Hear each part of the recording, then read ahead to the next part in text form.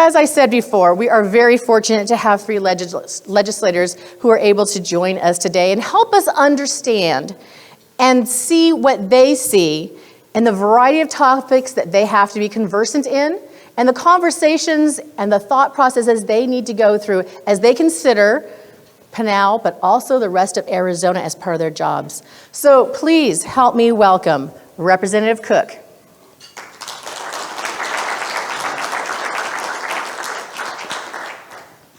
Representative Roberts.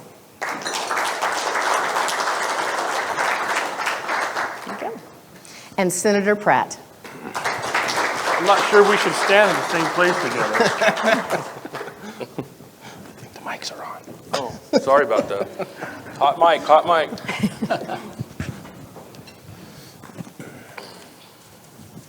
Well, thank you all for coming. We really appreciate you taking this Pleasure. time. Thank you. Absolutely.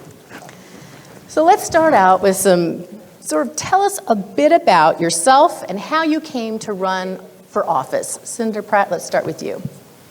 Wow, it's hard to decide where you start. You have a lot of issues that you are interested in your life, and then at a certain point, it almost gets to the point you have to decide, I'm either going to get involved at this level, or I'm going to, stop talking about it. And so it's an extension of service. Okay. I mean, we all work for a lot of different issues, either community organizations or anything else. This is what we do for the state and for our community. Okay, and tell us a little about how you came into office and why you ran. Well, usually to answer that question, because this is not the first office I've held, but prior to being a legislator, I held the office of constable here in Pinal County for 4 years. But to answer that question, I usually go into what got me involved in really paying attention to politics. And for me, having grown up in a Christian household, I would say there was a point in time about 2008 or a little after that I started seeing things in the media where certain issues were being attacked that I felt very strongly about, and made me start paying attention. And at that point in time, that's kind of where politics came into play, and it's just evolved since then. Great. And Representative Cook? I'm glad I'm going last. So I've always been involved in politics. By the way, I'm 51 years old, turned 51 this year. I've been in politics, involved in politics for over 20 years. My son is 20 years old. My baby just enrolled in ASU this year. They all went to public district schools, graduated from the same high school in Miami, Arizona that I went to, same building, different teachers, thank God. They're better today. So I was asked to run for politics because I had an excellent reputation as a representative for the cattle growers in this state, the Cattle Growers Association in my county, and then also I was federal lands chairman working through the chairs of the National Cattlemen's Beef Association. And being engaged in politics at those levels meant that we went to the Washington, D.C. twice a year. We went to the state capitol. We were always pressing our policy issues, and that's key, policy. Because if you take counties like Pinal County, agriculture is a huge underlying economic engine for this county. It's not just about producing things out on these farm fields. It's about the rollover dollars that affect our community. Now, I've lived in 2 counties in the state of Arizona, Gila County and Pinal County, and Casa Grande, and in Globe. I lived in Coolidge for about a year until I bought a house. First house I bought, I was 20 years old. And I bought it in Pinal County in Casa Grande, and I loved it. I would drive all the way to work to University and 40th Street in Phoenix because I did not want to live in the metropolitan area. I couldn't stand it. I felt at home here. Fast forwarding to why I ran. So they tried to get me to run when my seatmate, TJ Shope, who would be here but had another engagement, right? TJ and I worked very well together. So when that seat became open, the Cattle Growers Association and people that support me, because they saw the product that I could do. Senator John Kyle would call me up every other year, and I would put together a group like this, and he would come to rural Arizona and listen to us. Because remember, everyone that's a United States Senator wants to be president, or they're too busy for rural Arizona because 6 million votes are in Phoenix and in Tucson, right? That's just the facts. So things like that, or pushing policy. For instance, the Natural Resource Conservation Service, it was against the policy to have EQIP programs on federal lands that help farmers and ranchers, and I changed that policy against my own association's internal policy. I changed that myself. So they came to me, wanted me to run for what TJ Shope's seat was in. Frank showed up in my hometown with TJ, this young kid just fresh out of college, and I said, no, I said, I like that young man, let him run. So we fast forward to another open seat. Frank's termed out, he's gonna run for the Senate, there's an open seat. The Cattle Growers Association took me and my wife down to Phoenix. They wanted to meet with me. I thought, well, they want me to be president of the Arizona Cattle Growers Association. There were 3 people sitting at the table, the cattle feeders, the cattle growers, and this Italian-looking guy that looked like a young mobster, hair all slicked back, you know, fancy suit. And they said, we want you to run for the state legislature. And I looked at them and I said, you know, they've asked me every time, and I said, no. And they said, finally, they just looked at me with this somber face and they said, Steve Pierce has termed out of the Senate. If you don't run and win this office, it'll be the first time in our state's history that we don't have someone that is active, that is an agriculture producer. There's not going to be a rancher, there's not going to be a farmer, there's not going to be a melon grower. There will be no one at the state capitol since before statehood. When we were a territorial legislature, farmers and ranchers were in there.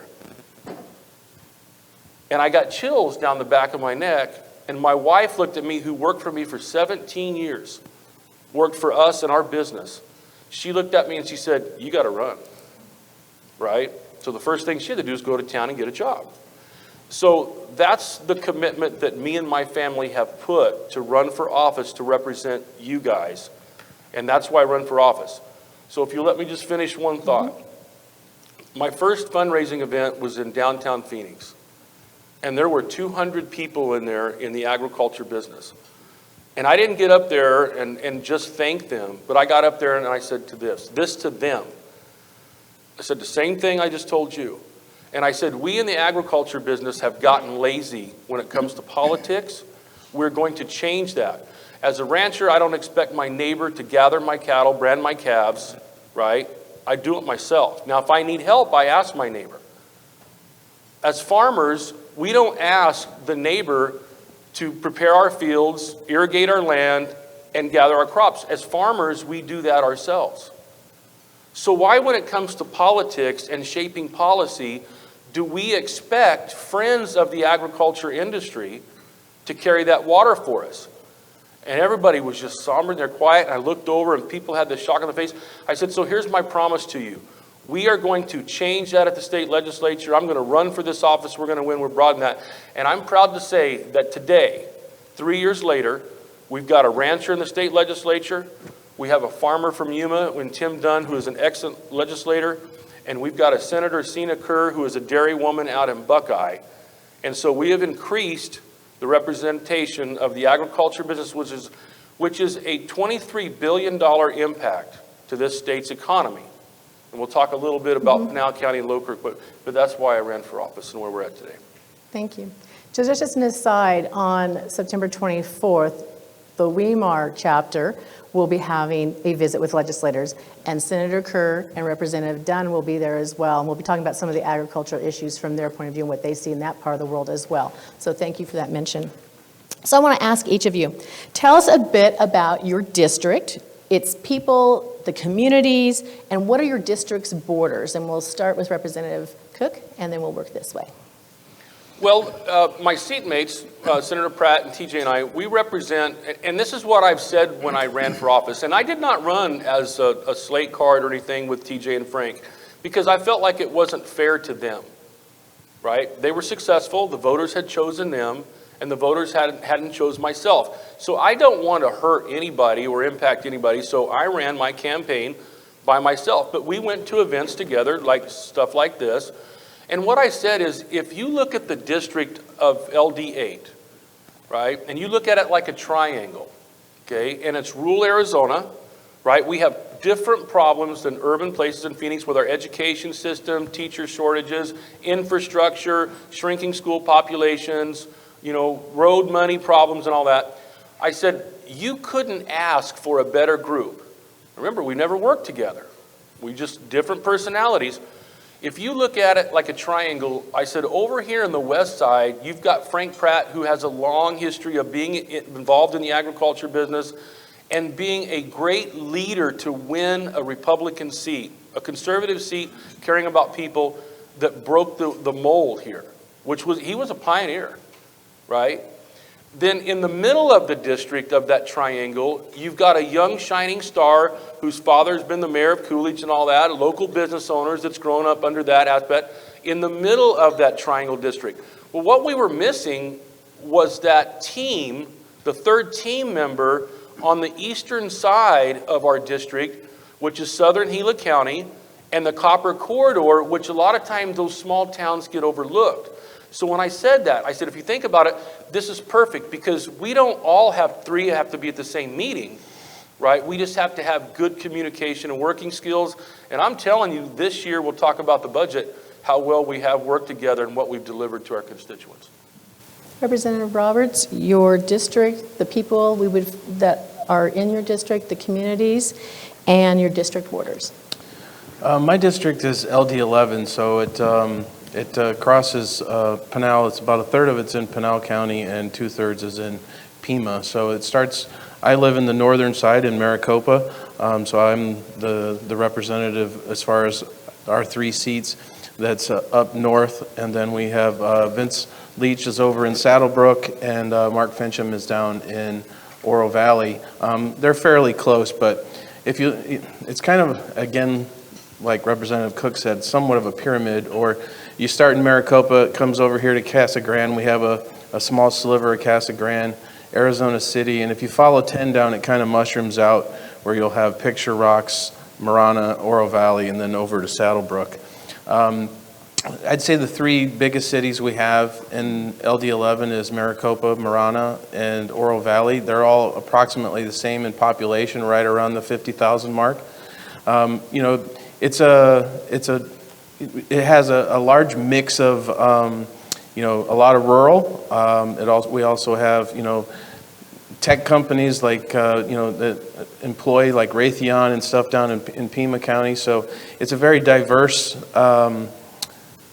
district that, you know, encompasses, and it stops right before Tucson. So, it's, you know, we have the suburbs of Tucson, so a lot of what happens in Tucson affects LD11 and, you know, the smaller communities up north of Tucson. But it's a great district. It's very large. Takes an hour and 45 minutes to get from Marana to Saddlebrook, or from Maricopa to Saddlebrook. And I love it. Okay. And Senator Pratt. Well, I've represented 2 different districts since I've been in the legislature. I started off in District 23, went all the way from Avondale around the tail end of Maricopa County and then clear up to Yavapai County, then almost all of Pinal County, and a little bit portion of Gila County. Now I represent the same district as David. It has a lot of different dynamics in it. We have 2 of the 3 remaining copper smelters in the United States in our district. So I work on a lot of mining issues and a lot of things like that, energy issues. Water is a big important area for the district. I farmed for so many years in Stanfield and Maricopa. I'm not involved in that farm anymore, but I know all the people out there, so I'm very, very close to the water situation out there. And that's it. You know, I as a chairman of the Energy, Natural Resources, Environment Committee for the Senate. I'm also Vice Chair of Transportation and Public Safety. I'm also Vice Chair of Water and Ag. So I don't know how for some reason they put me in the Government Committee too. So and Ethics. So I get a lot of exposure, and I spent quite a few years in the House in the Commerce Committee. So I had a lot of exposure in that area. Very broad. A lot of business. That's terrific. Issues. So that leads us naturally into the committees, Representative Roberts, that you're on. Which ones are you on? I'm on actually, well, technically 5 committees. So I'm the Vice Chair of Regulatory Affairs. I'm on Commerce and Appropriations, and I always forget one. Well, there's four regular committees. JLBC meets quarterly, and that's more of a deeper dive into budgetary type issues. So it's a committee, but it's not one of the ones where we meet regularly, like during session where we're in that committee once a week. So Regulatory Affairs, Commerce, Appropriations, and I'm drawing a blank on the That's other okay. one. When you think of it, you can let us know. Representative Cook, which committees are you on? I'm on the Energy, Natural Resources, and Water Committee in the House. It's the most conservative stacked committee as Republicans. I like that. Of course, that's my wheelhouse. And also, one of the benefits, in fact, the Democrats came to me this Saturday when we were at a function and said, you've got so much work done because when you have a lot of these committees and you're down there 4 days a week and you have a committee hearing or 2 committee hearings a day, it's just like this, coming with information, all that stuff. And what was so important to Pinal County this year was the drought contingency plan, and I think you guys will probably ask some questions about that later. But it gave me the ability to spend 60% of my time in the Senate. And we're going to talk a little bit probably later on about how that worked out for Pinal County and our agriculture community. And if I was on the public safety or if I was on another committee and all that, it would have taken up more of my time. But the relationship with myself and the senators, like the chairman of the Appropriations Committee, we'll talk about that later, that I was able to build in that first year of that person getting elected, paid huge dividends to this county and this economy. Thank you. Judiciary is the other committee. Judiciary, thank you. There you go. Which oddly enough, That's important. It doesn't matter which order I put it in. I always forget one. Which oddly enough, judiciary is where I spend most of my time as far as the subjects of what I delve most of my time into, which is criminal justice reform. So. Thank you. Good. So let's jump into water because that is the hot topic. The DCP, the Drought Contingency Plan, was passed. Can you all talk about how, because you're all involved in agriculture in your personal as well as your legislative lives through your committees and your work in your districts, tell us a little bit about going through the process of the Drought Contingency Plan, how did we get where we were, and working with the Department of Interior, I know at one point there was a slight little glitch. They didn't quite understand what Arizona was and how they do things, and we managed to get the Secretary of Interior to understand that and sign off on it. So what were some of the obstacles? What were some of the easy parts about that process and working with the federal government? So whoever would like to start off.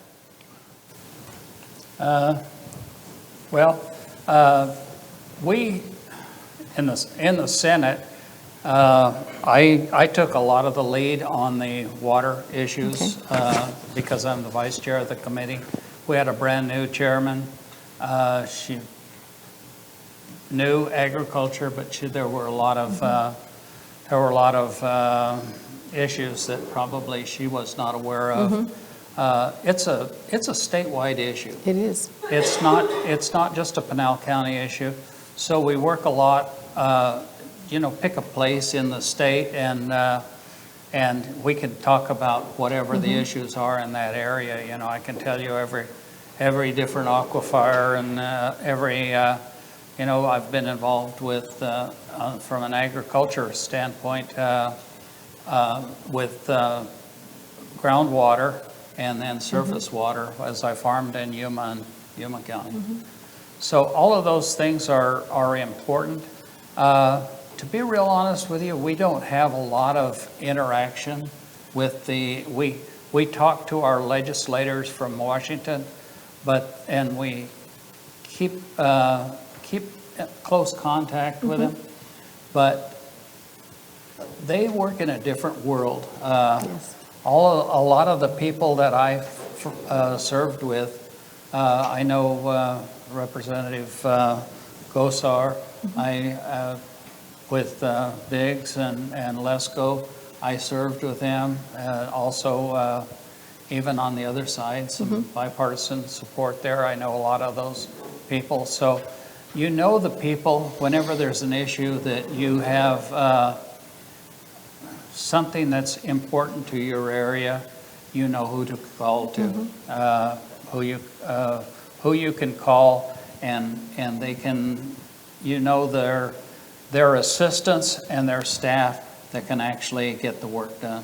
So I do a lot of stuff kind of remotely in those areas. So as the drought contingency plan was coming together, were each of you, or were you sort of helping with the Senate, and then the House of Representatives was on that, helping on their side, talking to our federal representatives to help? I'm one of the more experienced water people in the Senate, and I've been working on it for years. So it's not something that Yes. not something that you can just pick up and start being a water committee person. I've served in 12 years in the House and the Senate, and a lot of years in farming, so a lot of institutional knowledge there helps you a lot of ways. And then I go to we get invited to an awful lot of meetings with everybody that has an issue that they want to talk to about water, basically.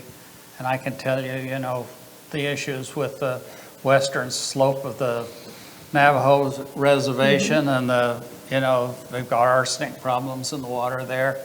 We know what's going on in Mojave County, the Gila, transcends the state all the way from Safford, goes clear to Yuma.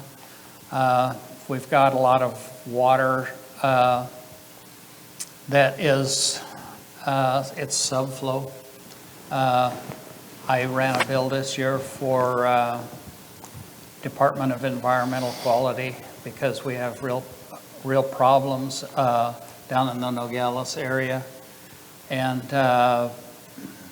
actually, the Santa Cruz actually originates in Mexico and then comes into the north and goes to on Tucson, and then goes to Sasco and comes down into Pinal County and clear on through Brett's district and then winds up over on joins in the salt down in the other area, Gila Crossing in that area. So, I mean, you think that you're going to.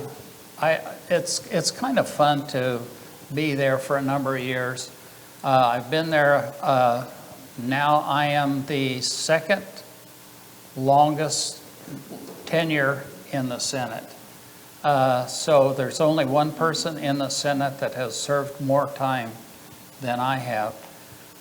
So you lose a lot of the institutional knowledge when we have new people coming in and they move to different positions, and so a lot of the knowledge is lost. So we have to depend a lot on our staff and a lot of people that we work with.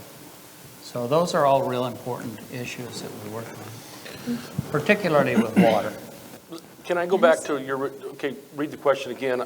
Frank is true in everything he said, but I think I want to talk about DCP. And because what I found out last night speaking is a lot of people still don't understand what it is. Yes, you go ahead. Okay, Yes. so we have to back up, right? So the federal government, I'm going to keep it simple. I'm a lumper, not a splitter. And I think if you guys know what that means, right? Lumper, not a splitter, not fine here. Okay, so we have to go back to 2 years ago when I was a freshman. And I was on the Natural Resources and Energy committees, and there was no water in both committees that I was on as a freshman. And that's to get you educated. That's what we're going to make him the rising star he's going to be. So what would happen is, the speaker could assign water to 2 committees, Natural Resources or Energy. So depending on which type of bill is, the speaker had the opportunity to do that because water was not listed in those committee titles 2 years ago. So as a freshman, what I learned is the Fed sent a letter to all the states in Arizona that said, here's your drop date deadline, and it was about 3 years away, of you guys have to get a drought plan put together, each state. And the best thing about that is they gave us the opportunity to have local stakeholders in the states decide exactly what that was, for us to design it ourselves. The problem is they had some water groups with these stakeholders that the governor's office was holding. Now, I always know it always gets back to the governor. I support the governor almost 100% of the time. But like me and my wife, we have disagreements, right? And you and your spouses and friends will have some disagreements. So there's nothing 100% of the time. But I support the governor with the concept of his politics and policies. But what I varied from the governor's office and the department was, and I remember the day I said it 2 years ago, there will be no drought contingency plan until there is full mitigation for the people and the businesses in Pinal County. And everybody just was silent in that hearing. Because what they wanted to do was once again come to Pinal County and have Pinal County give up something for the betterment of the state. Now what that means is that when they did the water settlements, okay, and the Groundwater Management Act, and they did all that to better the state, which saved the state $666 million in interest payments alone to the feds, they came to Pinal County and said, give up your high priority of water uses of the Colorado River water and take water from the excess water pool that's left over. Then we will forgive you guys for about $55 million, $62 million worth of debt. We'll forgive you for that in Pinal County. And these guys who, this was 25 years, 30 years down the road that they were going to get cut off from the CAP water. So they're like, well, that's a good deal. That's a good deal. So Pinal County gave up something for some financial debt relief, saved the state $666 million roughly in interest payments on the canal. It's all about interest payments. So then what the drought contingency plan was, how do we conserve water in Lake Mead so it doesn't drop below 1075 because we've been in a drought? That's what it's about. Well, so they could not get that passed, right? They could not get that passed, and they became frustrated. I think they became frustrated because I got some punished for it a little bit, but it's okay. Okay, I mean, the governor vetoed some bills of mine. They killed a couple of them bills. And that's okay, because the number one priority is looking after people in this district. So fast forwarding, they changed the game. And they said, okay, we're going to have CAP, and we're going to have these new stakeholder meetings, and we're going to get this together, because now the clock's ticking. We're down to about a year that we have to do something. And the Fed sent Arizona a letter that says, if you don't have this done by this date, then we're going to do it ourselves. Now, we don't want them doing anything, right? So the governor and them put together a new committee to work on the drought contingency plan. And that was after the last election, and I was honored. And I want to thank the Speaker Bowers, because there was one representative from the on the House side that could sit in these stakeholder meetings as the drought contingency plan was being shaped. Now, Dick, who sits on the Casa Grande chamber, and Steve Miller, I remember the day that they stood up at that meeting, and I'm giving them a shout out, because those are two people that are like me that represent Pinal County and the citizens here. They stood up at one of those stakeholder meetings, 80 people in the room, 26 on the committee board, and they were livid because there was no one that lived in, I represent you guys, but there was no one that lived in Pinal County on the entire committee, and they were so frustrated with that because they had me. And when I go back to the speaker called me up and says, I'm going to put you on one committee, and his words were, I have to have you on water going forward. So for over a year, the speaker was the one from the House, and I was his alternate. So when he couldn't be there, I was there. I was the one speaking up. And when he was there, I'm the one sitting out there texting him about the issues and what we needed in Pinal County. So when we settled on, once again, what Pinal County was going to give up, because what is the drought contingency plan again? People get confused. It's about leaving water in Lake Mead so it doesn't drop below a level. That's what it is. So here's what happened. They made a deal with the Gila River Indian tribe, which Frank and I represent too. And over 10 years, they're going to get paid about $300 million for water in the GRD, Ground Replenishment District. Then the Colorado River Indian tribe got paid $30 million for conservation to leave water in Lake Mead. So now we come to Pinal County again, right? So the drought contingency plan to leave water in Lake Mead, we settled on a number, water reduction to come to the Pinal County farmers, which we're supposed to get it until 2029. How do we conserve water? Well, let's just give them water until the end of 2021. So we're going to take water from them for these years, and then so that water can be left in the lake, and so Pinal County can't get that water. We'll be cut off earlier. So you're giving up water. So my original stance was, how can we ask the people in Pinal County to take less water and then turn around and ask them to pay for the infrastructure they need for the state themselves? That is not mitigation.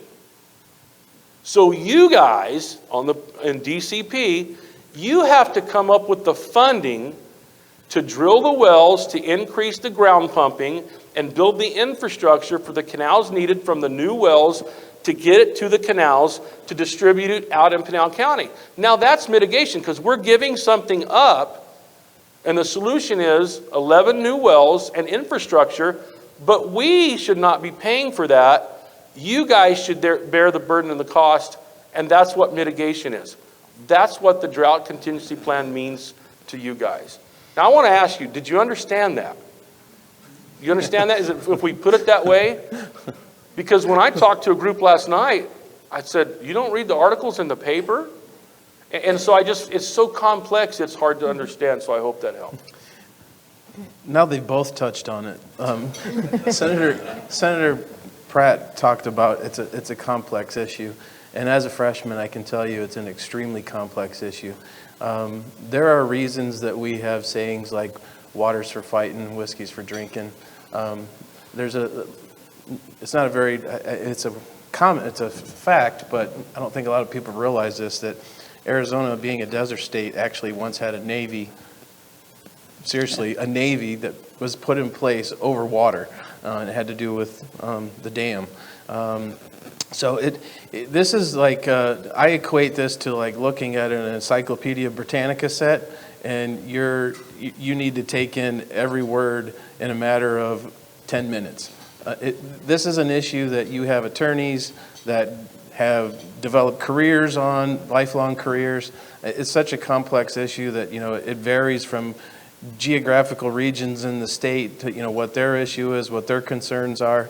Agriculture is obviously a very big issue when it comes to water, but also real estate development, things of that nature, the 100-year plan that you have to have and all that kind of stuff. It's a very complex issue, but, the DCP, one of the things that I was very proud to be a part of as a freshman legislator coming in was that particular piece of legislation that we were involved in is probably going to be in place longer than anything we did this year, or it's going to be there for a very long time. So I was very proud to take part in that. And water is one of those things that in order to become an expert, you just kind of, for the lack of a better term, pardon the pun, you have to immerse yourself in. And it's a very complex issue. It is.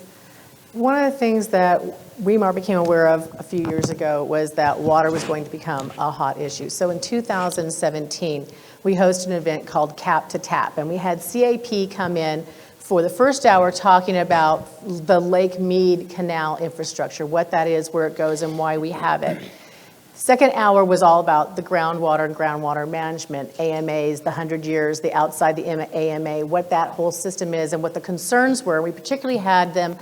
We requested that they speak to, okay, we're in 2017, what do you see as issues in the next 2 to 5 years? Because we knew that was a horizon that was important. And the third hour of that event was a city, because we wanted our members to understand what a municipality goes in. Once the water gets to the municipality, whether it's SRP or CAP or it's well, whatever it is, city-owned well water, what is the process that they go through to make it potable and then out so that you can turn on a tap and get it on. Cities face issues as well. That event is online for you to watch, that entire 3-hour event, so you can watch any portion of it or all of it at www.wemargad.org. It was designed to be a 3-hour quick tutorial in the system of water in Arizona, so you had at least a working knowledge of it. So when you hear conversations or legislation, you know at least the basics of what they're talking about and where that is. You'll see slides on there and maps and things like that. So it's a great little tutorial. The other thing we did is this year is as the DCP was going through, I wrote articles that are on wemargad.org as well. So you can read those articles and read some of the discussions. You can actually link in, and the final DCP plan is there for you to read as the legislators passed it and as the governor signed it, and then all the follow-up that came from that. There was a lot of water issues legislation that followed after it. So it wasn't just DCP's done. There's follow-up legislation that had to happen and will continue to happen to make the plan and water in Arizona work out. One of the things, I was at a meeting with CAP about 2 weeks ago, and one of the things that Representative Cook mentioned was the Lake Mead levels. And I cannot remember the exact number, but according to CAP, we were 0.6 of a foot shy, so short of that level. So now we're going to have the cutbacks happen in January 2020. Part of what is going to happen is Pinal Agriculture is going to end up with cutbacks. So can any of you sort of talk to us about that part of it and what it means? When they say cut back, what do they mean? When they say use groundwater instead, what does that mean? Just give us a quick overview about what that means for the reality of Pinal. I can go. You wanna take it? We were just at a water meeting yesterday. David and I were in the Senate, and we're working on a lot of those issues right now. Right. But go ahead and take that, and give me an opportunity to come in if I Okay. wish to. So remember, and I'm glad I said it. Remember when I said years ago, Pinal County, they came to Pinal County to give up something to get the water settlements on the Colorado River done. So that's when the Gila River Indian Tribe and all them got their, what they call the high priority. Pinal County gave up their high priority rights. They went to the bottom to the excess water pool. That means, so if the city of Phoenix got 100,000 acre feet of water, but only asked for 50,000 acre feet of water, then the remaining allocation for the city of Phoenix was then available to excess water pool. So that water can be sold to Pinal County Agriculture at a rate of today it's about $117 an acre foot. So that's what the excess water pool was. Well, what's happened is things have changed, and now what we have is called recharge credits. So now what we're finding out is that the city of Phoenix that had 100,000 acre feet of water, they order 50 for what they need, and then they order 25,000 and they put it in the ground for recharge credits. So then 25,000 is left over, and so the ag overflow pool becomes less. So what we have is, when you have a reduction in water, agriculture does not have the water to farm 100% of their land. So that's reduced income. Does that make sense? Okay, here's the problem with that. Some county assessors would then go to the farm and say, you're not farming 25% of your farm, and the reason why is they don't have the water. So therefore, we're going to change the tax code class of your agriculture land because you're not farming it, and we're going to raise your taxes, right? Because now it's no longer farmland. And the poor farmer, the family in the business is saying, the heck, we don't have the water to farm it. And so with the drought contingency plan and the way it was worked out, the agriculture people here and the farmers are going to still have reductions of 30 to 40% of their businesses. And what business, could your business, could Walmart, could Sonic, to any of those people, could they stay in business if they had a 30 to 40% reduction in revenue? Absolutely not. And that's the fight that we take as your rural legislators back up there to Phoenix from our districts. And it was just last week I told the governor's office and the DWR, I said, instead of fighting agriculture all the time about our $20 million, you should be finding new ways with us and working this stuff out to get the agriculture community up to 100% of the possible revenue and growing our economy. And I brought up Nike. Remember Nike? Right? So we can give Nike $1 million in tax credits to come and give us a few jobs. Right? And we'll talk a little bit about it later. We can give $15 million to the community college in Pima County to build a hangar and all this lab stuff and everything to train possible future needed workers for the aircraft businesses. We got money for that, but we don't have money to help a $23 billion economy, a $52 million yearly impact to Pinal County alone. And that's the stuff that we are fighting that I don't understand about the 4.5 million people up there in Maricopa County. Does that make sense? Did I answer that okay? So one of the pieces of legislation that did pass was exactly what you're talking about, where agriculture who cannot use part of their land due to mandatory water cutbacks, they do not have that change in taxation. They have to follow. They have, yeah. So that bill, if you want to read that bill, you can go to wemargad.org and click in, go under updates of legislation. I did one in June and one in July. Go there and you can actually go in and read the actual bill that passed, so you understand the legislation, particularly if you have clients that are going to be affected. Can I mention that? You guys mind? Go ahead. Okay. So, because that was my bill. All right. So with that concept, what we did, and when I say we, everybody on this stage supported this idea and concept. I'm telling you, I don't want to say anything, but people think they understand, but now that I've been inside there for 3 years, I understand it, and it is doggy dog. It is vicious. There is punishment. There is backstabbing. There's all kinds of stuff that goes on in politics, right? Yeah, and I didn't really understand that. I thought you could believe somebody when they talk, because that's the way. Listen, when I drop a load of cattle off at the sale, right, no matter how many thousands of dollars worth of cattle, I shake the guy's hand, and the sale could be in 2 or 3 days, and and I get a check in the mail a week later, all right, that is trust. What business would just drop something off and get paid thousands of dollars later on good faith? What do they want? Credit card numbers, all this stuff. You can't even book a motel room on your word. You got to give them a credit card, right? So that's what I am when I went down there. When I've come around. So what I did is I had 2 tax bills. One is this. One was exactly what I said. We are going to protect those people and make it illegal for any county assessor in the entire state to change the classification from farm ground that can't get water to a higher tax rate. We're going to protect those businesses because they're losing income and we're going to make you pay more. That's stupid. Okay?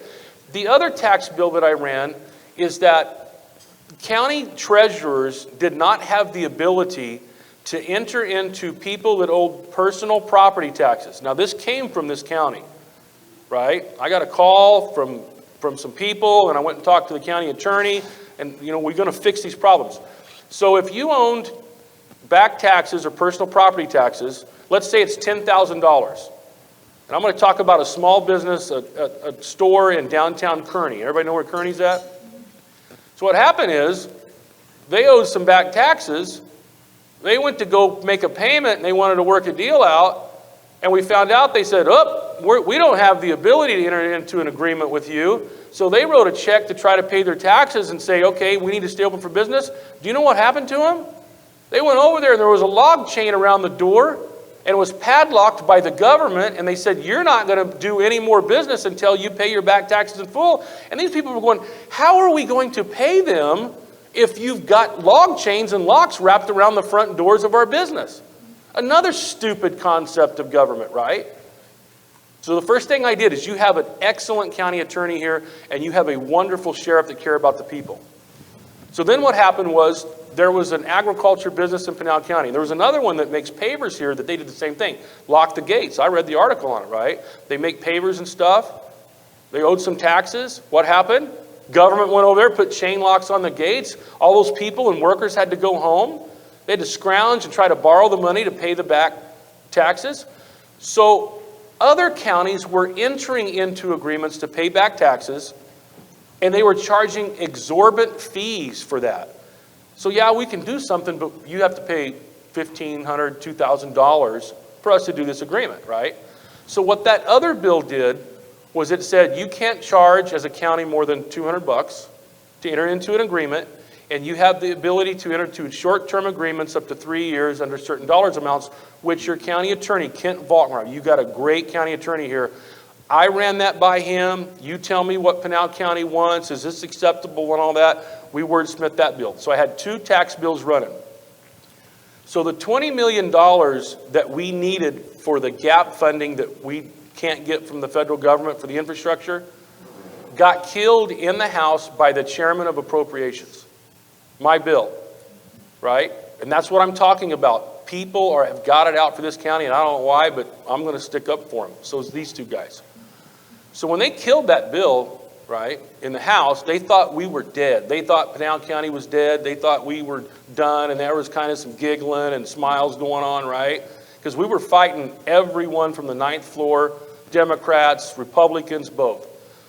So what we did in the Senate is remember I had the time to work on this stuff?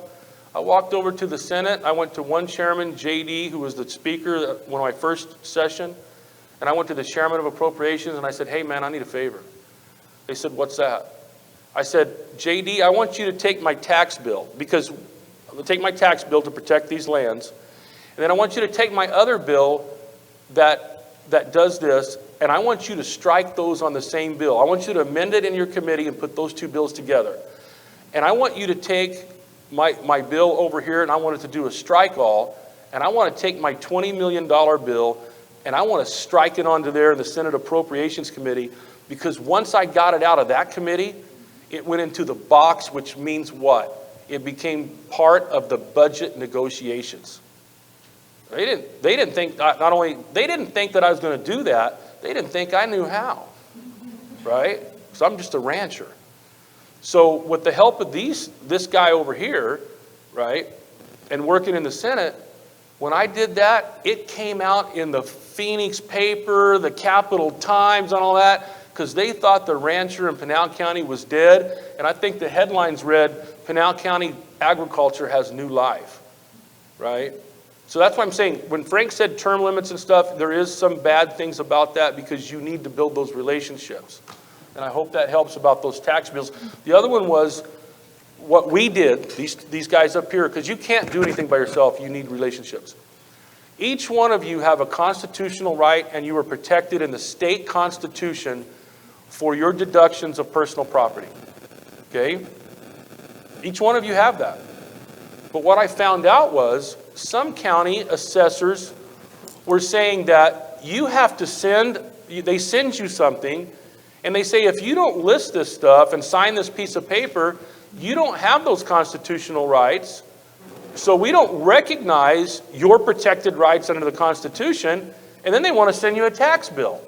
So the other bill that I ran said you don't have to fill out any paper for your constitutional rights. We shouldn't have to do that as citizens, as Americans, as Arizonans, should we? We have those God-given rights in the Constitution that government should never be able to take away. So what that bill said is that if you want to give up your constitutional rights, go sign something. But the government cannot take those rights away from you because you don't fill a card out, or you lose the letter, or you're busy with your lives and you have to do that. That is one thing that we did to protect our citizens here. So we were talking about, and we just a little bit as we went through this, we started with agriculture, but the DCP left a lot of room, and in fact sort of strongly encourages the locals, the local county, local cities, local towns to incorporate ordinances and legislation of their own dealing with water conservation, water efficiency, water usage. So we talked a little bit about some of the effects on agriculture. How about business, small, large, industrial, manufacturing? So the general business, as well as when we get to residential, multifamily, single family, detached, that type of thing. You want to talk to those issues? Relating to water? Well, the way the legislation was crafted so that I've already talked to some city mayors who are very well aware that their city, after DCP, they're watching DCP pass. And once it passed, they knew that they needed to now pick up the ball and at the local level, start implementing some kind of legislation. Some cities are deciding to go towards the conservation side of the fence and looking at that. Others are looking at some efficiency measures within the city, just different things. So was that part of just talking about the crafting of that DCP legislation and the subsequent that encourages the locals to do that, if you would like to? It wasn't part of a major part of the drought contingency plan, right? Mm-hmm. But what it is part of is that yesterday I was invited down to the Pinal County Water Augmentation Authority meeting. And it was me and Supervisor Goodman, who was a great guy. Remember, he represents the unincorporated area of Santan Valley that's part of Pinal County. And then we had Steve Miller, who represents Casa Grande, was there. Okay, and Dick Loper, I believe is his last name, that is the Casa Grande city councilman. They were the elected officials there, and myself. Huh? Powell, that's it. All right, I'm sorry. Dick Loper's a guy up in Gila County, right? So he was there, and the way that the municipalities are being affected, and the mayor is here, is that a lot of the stuff being driven now in the conversations that Frank and I was at another water meeting at 1 o'clock together. Remember, because Frank and I don't have to be at everything together.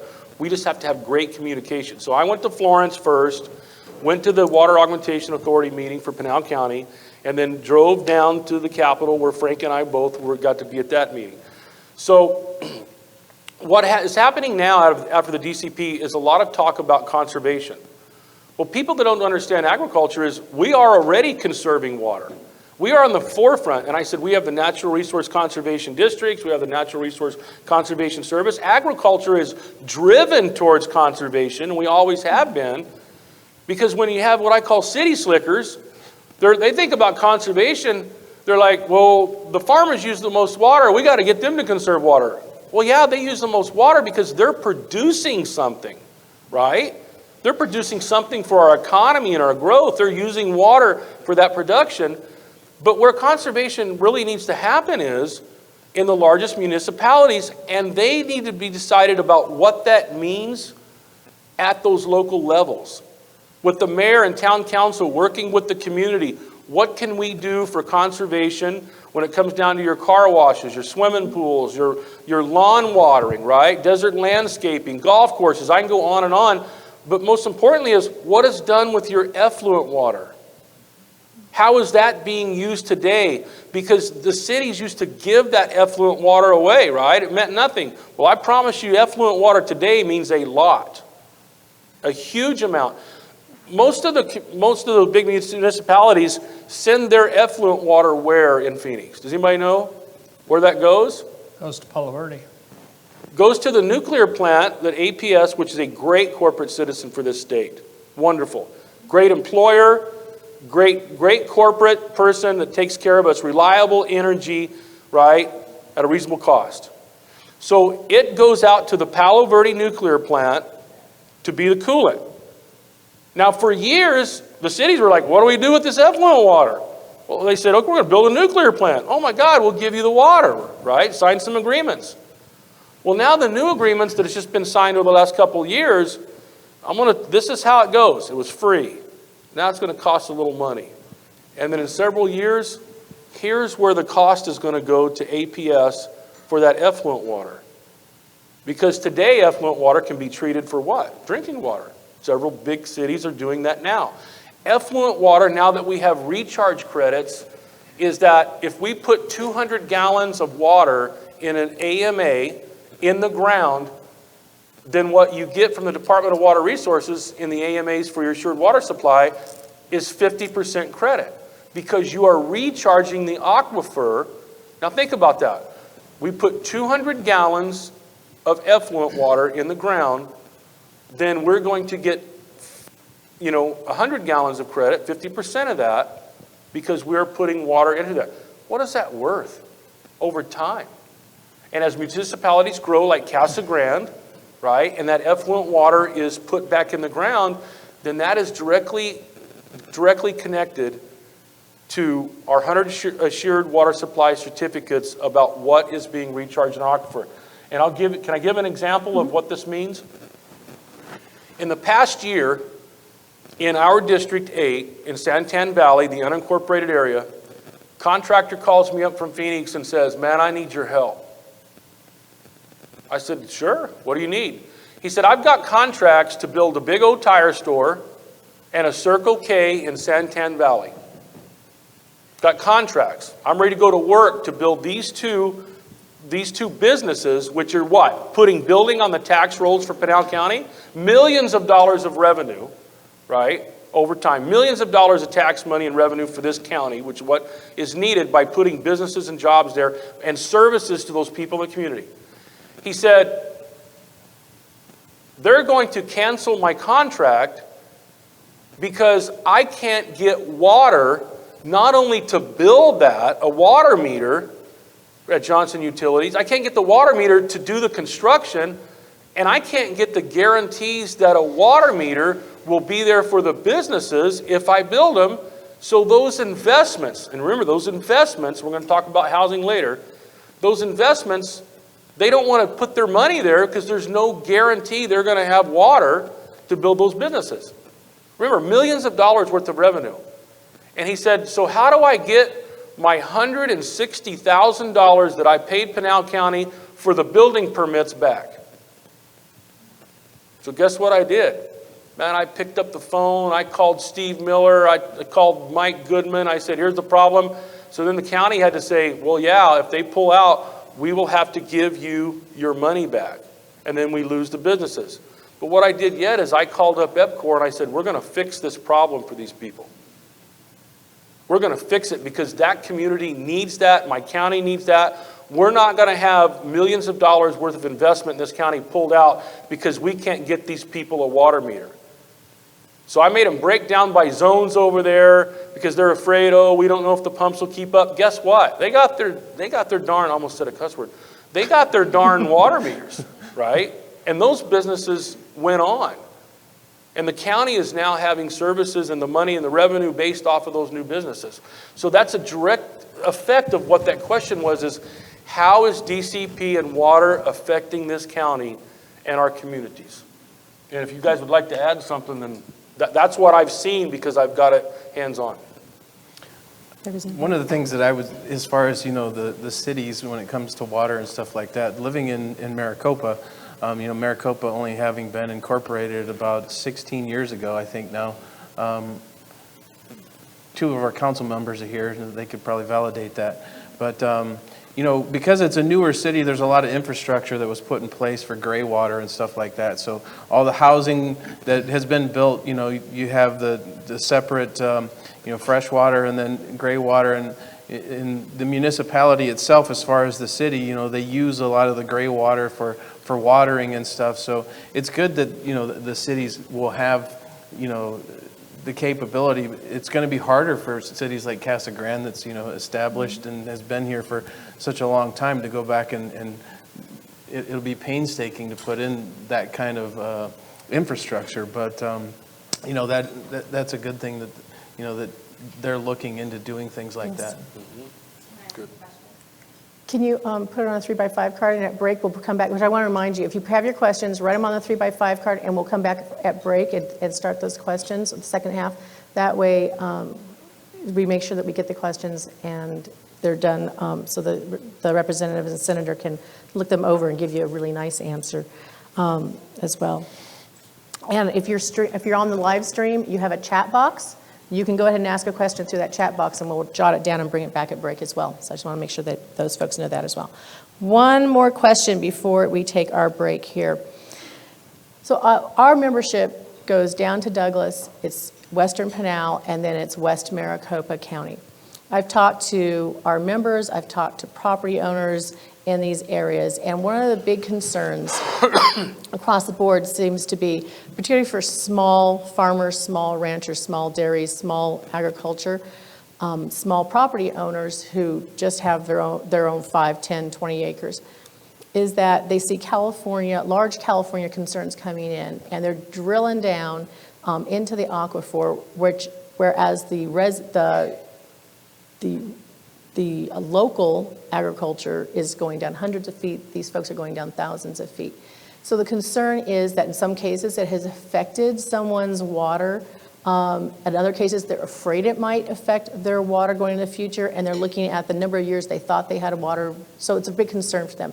And my question is, since you are all very experienced in this realm, is this an issue that is better addressed at the local level? Or is it an issue that might end up with some state legislation? Or what are your thoughts on the concerns that I'm getting from members and the agriculture and residential property owners? Are you referring to the situation of the Saudis and? I've had people talk to me up in Wilcox Vineyards. I've had some vineyard owners in Pinal. I've had smaller property owners in Cochise, and they're talking about, and they all identify a California pecan orchard, a California dairy, a California ranch. That's how they start the conversation. So from their perspective, it's a big California something coming in, drilling down, taking the water. In some cases, they're telling me that they have lost their water. In others, they are very concerned that they won't have water. Like they thought they had 100 years worth of water. They're very concerned they have way less, a fraction of that available. So my question is, since you have a broader range across the state, and you're seeing this, do you have concerns about this? Is this something locals need to be looking at? Is this something state legislation needs to look at? Is it maybe not what they think is happening? I don't know, so I'm asking for information. That dynamic is happening in an area that's basically over on the river, and it's the Saudis are putting in some enormous wells over in that area, Okay. and they're drying up a lot of small farmers. So that's one area that I think So now add that Saudi Arabia to California. Okay. Okay. As Okay. concerned. That's one Yeah. farm and one Okay. dynamic, because they're doing that in Okay. a particular area, and that basically they're shipping alfalfa to Saudi Arabia. I mean, okay, that's one area. There are a number of areas that are all having the similar kind of thing. In a lot of areas, we have AMAs that controls it.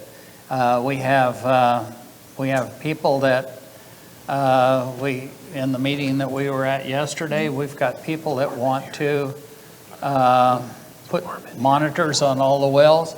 Other people are adamantly opposed to it. So we've got a whole lot of legislation and a whole lot of dynamics that we can maybe work on. I'm not sure if we want to go down that area, because if we do, and I asked this question because of a question that another senator asked to our group yesterday, and I said, "Are you talking about?" Because they're talking about conservation and a lot of other issues, and I said, "Are you talking about blowing up the 1980 Groundwater Act?" I mean, exactly. you know, there are people that are saying, "Well, we need to make changes." That's scary talk, because we spent a lot of time and money. Yes. And I mean, a lot of people work very, very hard at getting those kind of issues put into law.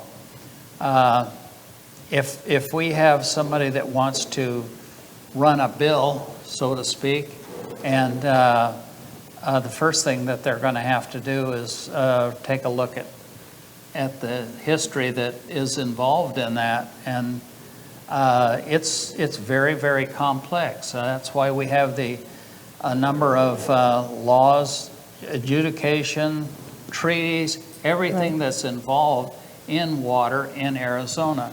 And a lot of things are based on, particular surface water is based on first in time, first in line. So all of those characteristics are all very important. And for somebody to come into a meeting like we were at yesterday and start making comments that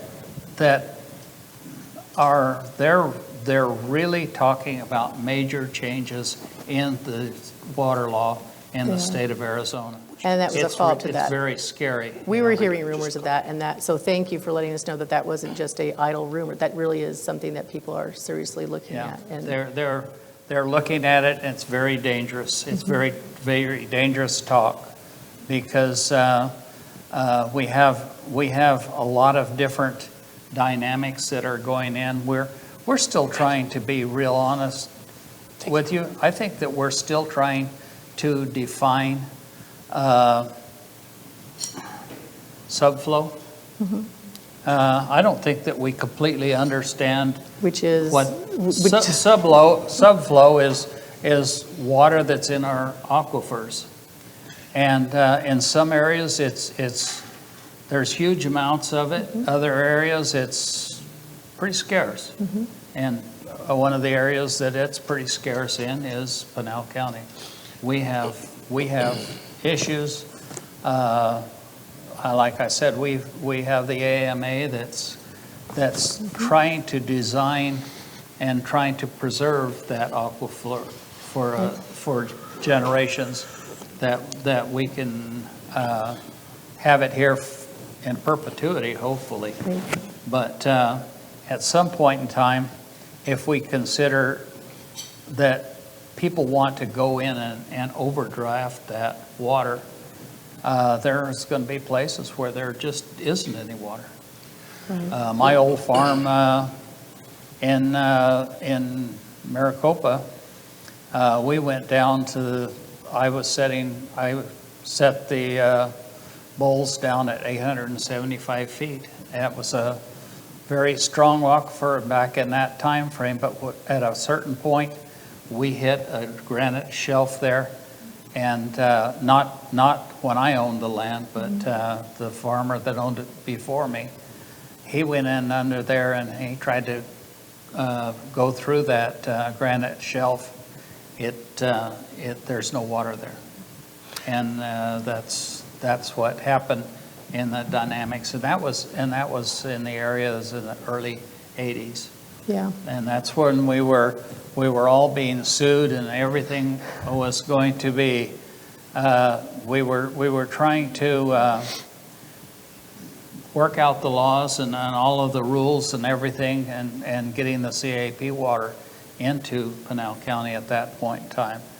There's a lot of background there, and there's a couple of things that we really haven't talked about a whole lot. One of them is the CAP water that comes into Maricopa and Pinal County and Pima County. It had a set of rules that were involved in it, but every bit of that water is allocated, and it's actually being used by somebody in the area, and they also have to pay for it. I mean, Right. I worked through a deal with the city of Eloy. Was it last year when we were going through that? And I just tried to help them on some recommendations on that. But they have a CAP allotment. They have to pay for that water every year. I mean, that water has a dynamic cost to it. It does. And every bit of that water that comes into the area, it has to be allocated, used. We can't just simply say, we're going to leave water in Lake Mead. That water is destined for a purpose and for a location. And so we have to work through that process, and that's why we had to go through the DCP. We also do not want our neighbors or our competitors, if you will, to take water that they're not entitled to. So there's a lot of priorities. There's lots of issues with water law and all of the There are. and all of the water legislation that we went through, and a lot of the dynamics to get CAP actually to come into Pinal County, Maricopa County, and Pima County. Can I So have you all of clarify those things something?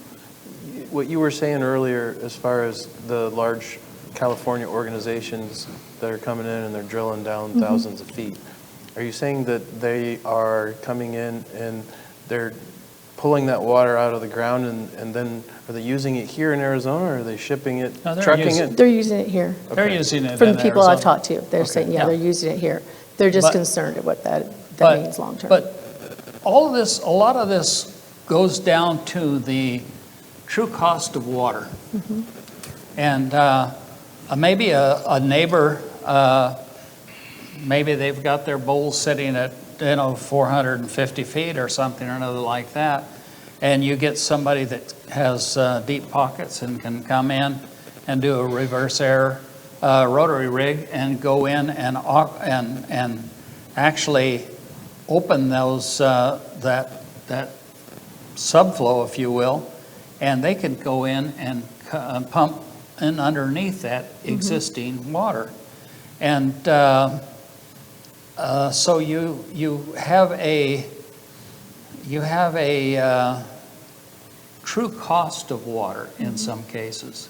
I mean, that's why we had problems and issues in Pinal County, because we were getting excess water that people were buying the rights to use that water, and they were subsidizing it, and we were using it in Pinal County for Pinal County agriculture.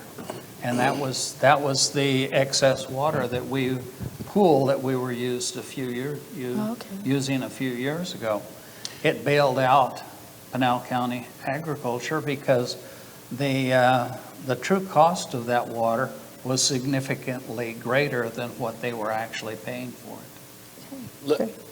Can I speak about your guys' business with your question? Sure. A couple Okay. more minutes, and we'll take that break. So it's going to be a little later. Yeah. Okay, so I want to tie this directly to your businesses being realtors, okay? Read the question again real quick, and I'm going to tie it into your business. Well, it had to do with the last question I asked. It had to do with People coming from larger, California, out of state. larger California out of state coming in, digging down, pumping water. sinking larger, taking more water, and concerning, or in some cases, some of the property owners are telling me they no longer had access to their water. They no longer had water on their property. Okay. So that was the concern. So where this is occurring at is in two places, like Frank said. It's occurring up over there in Mojave County, up over in here in the state. Well, let me see, I'm backwards, right? So it's over here in the state, okay? And then it's occurring down over here near Mojave and places like that. These are the two places it's happening in the state. Doesn't affect us in Pinal County because why? We're in an AMA.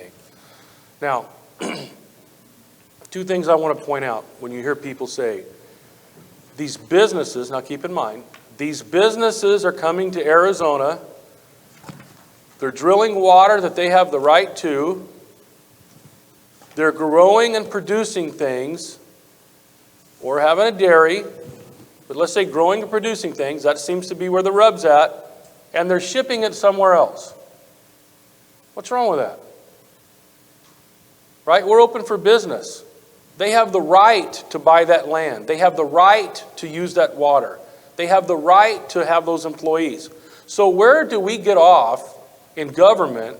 Because I'm the representative of the people, not the administration, the governor's office. I'm elected by you all, the people. I'm your voice down there. Now put yourself in that position. Do you want me to come and regulate your business and tell your business as the realtors what you have the right to do? Because that's what happened to you guys last year. Government stuck their hands in your business. And what they did was that with the problems that are going on with this subject is that 25, 50 years ago, when these farms, and there was no GPS technology, and a lot of these farmers out in those areas were pumping, but what we found out was they were pumping water and irrigating land that were deemed to be hot lands, where those rights by law were given up to have that land use water on it because those water rights had been vacated for 5 years. Now, it's a silly law, I think, because people go out of business, hard times or whatever, farms get vacated. How hard is it in your business to sell some of these farms and dairies out in those areas? Because I know a dairy over by Safford that was for sale for years. Well, if that water wasn't getting pumped, then by law, those water rights are forfeited to that property. Okay? Now, let's say that happened 25 years ago. That land was not pumped for longer than 5 years. So by law, that land was given up that. So the realtor comes in, right, in the 6th or 7th year or whatever, sells that farm, and how many times have you seen the listings? 250 acres of irrigated land, 3 pumps on it, buy this alfalfa farm, down in southern Arizona. Right? I've seen it. You guys have seen it, right? So the realtor didn't even know that this had happened. So during these water lawsuits, especially with the San Carlos Apache tribe, which these haven't been settled yet, one of the unsettlements, is in their research in their lawsuit, they started identifying what is now called hot lands, of where it is illegal for those farmers to be pumping that water, and they may have been pumping it for 40 years, a generation, unknowingly. So what's happened to your business now is that you have to fully disclose areas in which there are lawsuits that are going on today about water rights and how that land can be affected. And you can see where that would work, right? So you want to sell me a big piece of property down in southern Arizona, southeastern Arizona. But you'd better tell me if that land is involved in the water rights settlement with the San Carlos Apache tribe, or if it could be involved or is in jeopardy. And if there's farm wells on there, you'd better tell me whether or not those are in jeopardy, because then it could come back on who? Follow me? That's how it directly affects your business.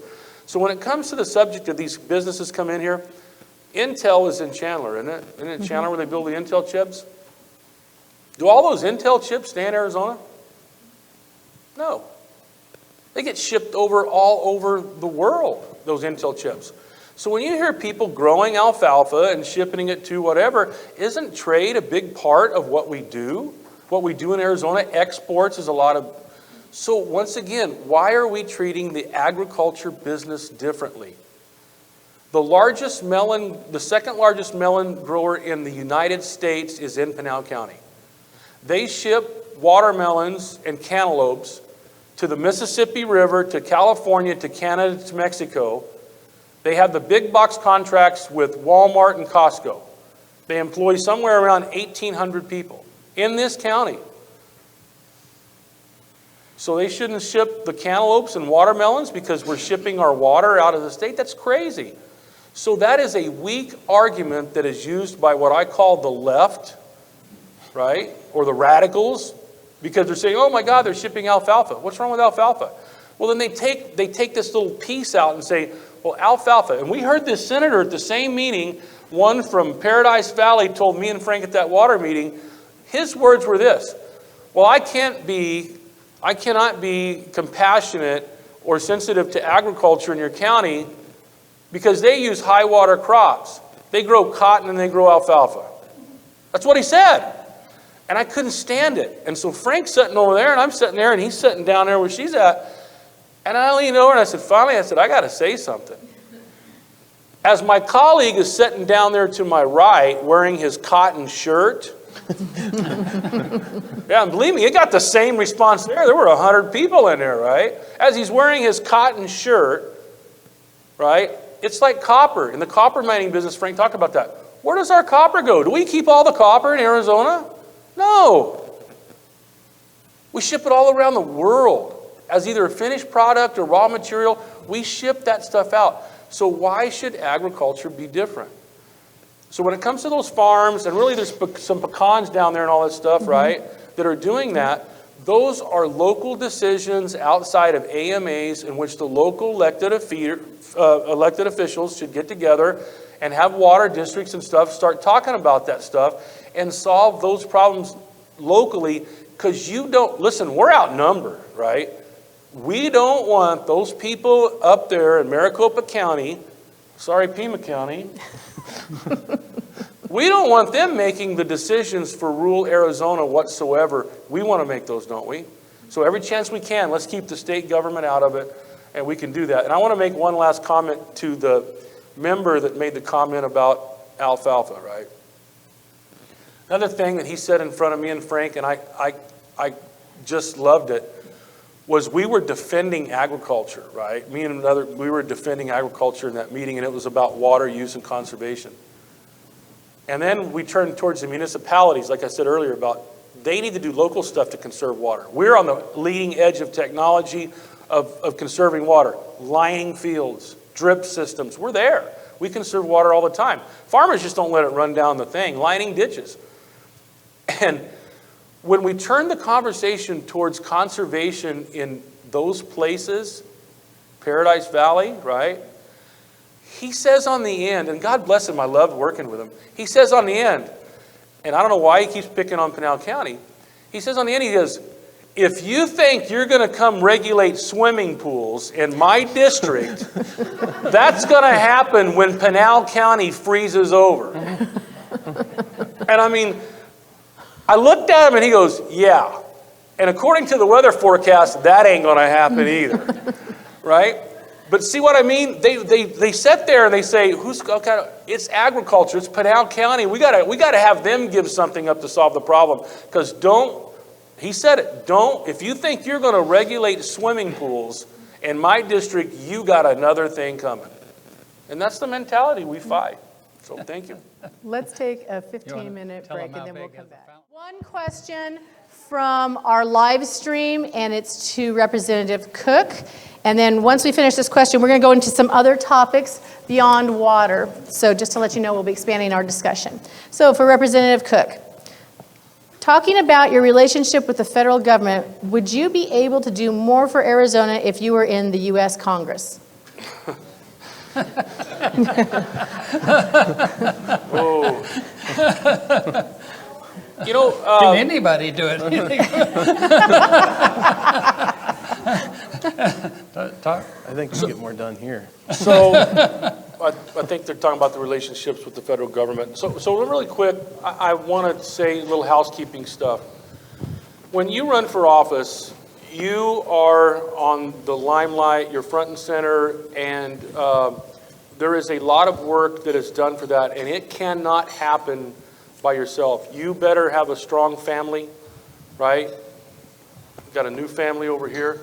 You've got to have people and volunteers. Another thing that you have to have is you have to have an amount of signatures to qualify for the ballot to be able to even be voted on. And so I know there's a clipboard over here with Nancy, and I know there's one back there that you took. If I could collect any signatures, I would appreciate it if you guys could do that. I need about 600, right? Take 600. And since we moved the primary date, these signatures have to be turned in by April the 6th. But what's going to happen here in a few months, we're going to go back into session, and we're going to be extremely busy, but we still have to meet those requirements. So if there's somebody not in office, right, that's not having to work, and hard work pays off, we know that, then they can go out and do these types of things. So I need your help. Frank's got a petition back there. My good friend, I take responsibility. I should have called him and said, bring one over here if there's somebody from LD 11 to sign yours. You can sign online. But you can go online and sign his if Go you're online there. for all of us. Right. But if you could, I would appreciate that so you could help us meet that goal. Now, the question that you just asked me is not the first time that I've been asked about running for Congress, because I do have a lot of experience through the Cattlemen's Association doing that. But I've turned it down. The first year when you all, the people in my district, elected me, I was so grateful to be the top vote getter. And I mean that because I spent $50,000 on a campaign to run. I spent no money in a primary, and I became the top vote getter. And remember, I said I did not want to hurt Frank and TJ, who spent a couple $100,000, right? And what it meant is that the people on crossover and stuff understand what I'm saying. They understand me as an individual, because we're great as a team, but we're different a little bit, right? So I had this thing on my phone, and I went down and I got whipped off in this black SUV, and I got driven downtown in Phoenix. Here I'm this rancher, right? First elected to the office. And I realized about 15 minutes in the conversation that I was being interviewed. And I said, what are you interviewing me for? And they said, we saw the results. We've looked at the information, and we want to think about you running for Congress. And I chuckled and I said, no way. I said, I just got elected. I owe these people, and there are problems to solve at this level. I was up on the Navajo reservation talking about health care, and a lawyer stood up in the back and she said, when are you running for Congress? I said, I'm not, right? So that was my second year. Now in my third year, there's going to be redistricting, right? But what I hear from all these people is, we want people that are elected to office not to just go and be there as an event, right? Or a social gathering. We want people that will go there and roll up their sleeves and work. And I think that's what really the basis of it is you should ask every person running for office, from school board to president of the United States, why are you running? Because how often do we see people that are running because they want to reach a certain status or they want to hold elected office or all that? They're not running for what I call the right reason. So I appreciate the question. I do get it. But there is, like my good friend said, there is more work to do, and I am going to work hard to protect the people of my district first. Remember that. The Democrat that ran against me in this last elections and the clean elections debate in Florence when we were talking about DCP, I said, we're not going to do DCP or we're not going to have mitigation. And Frank was there. I think Frank was there. TJ was there. I said, we are not going to have DCP unless there's full mitigation for Pinal County. And I'm making it partisan, but the Democrat said, I disagree with Mr. Cook. We should sign DCP now. And I said, did you all just hear that? They're selling out. That person is selling out to go with Maricopa County and those people up there over the district. Who would vote for that? Right? Well, obviously they didn't. So in my second election, once again, I ended up the top vote getter, and it's owed to people like you, the hard workers like you, that get the message and come to events like this, and I want to say thank you for that. I have a second question that came from the floor. Superior Mine, the storing of water, why are they not going to give that to farmers? The water does get piped down, right? Because what happened originally is that Resolution Copper is what they're talking about, Rio Tinto, the mine. What they originally wanted to do was release the water upstream from the town of Superior and have it go through. But what happened there was the botanical garden was concerned about the quality of the water, right? Which is a great state treasure located there near Superior, right? The botanical garden, if you haven't been there, you need to go and see it. It's beautiful. Go when it's a little cooler. But they were worried about the water running down Queen Creek and going to that. So if anyone ever drives on US 60 to Superior from Mesa, there's an old railroad track there, right? And if you look at the old railroad track that the train doesn't run on anymore, you're going to see one of those big Driscoll pipes, and you're going to see it running down those railroad tracks. So that water is taken from there, and it's shipped on down to further in Pinal County, then released. Okay.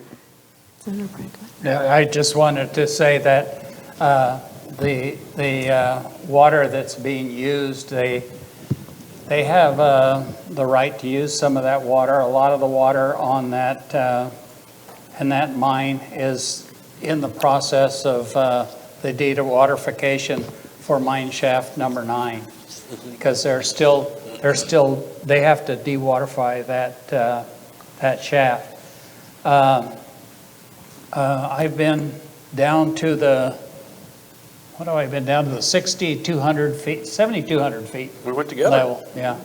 And you go down there and there's, it's like steam coming around you, because that water is about 160 degrees at that point in time, but there is no volume to it.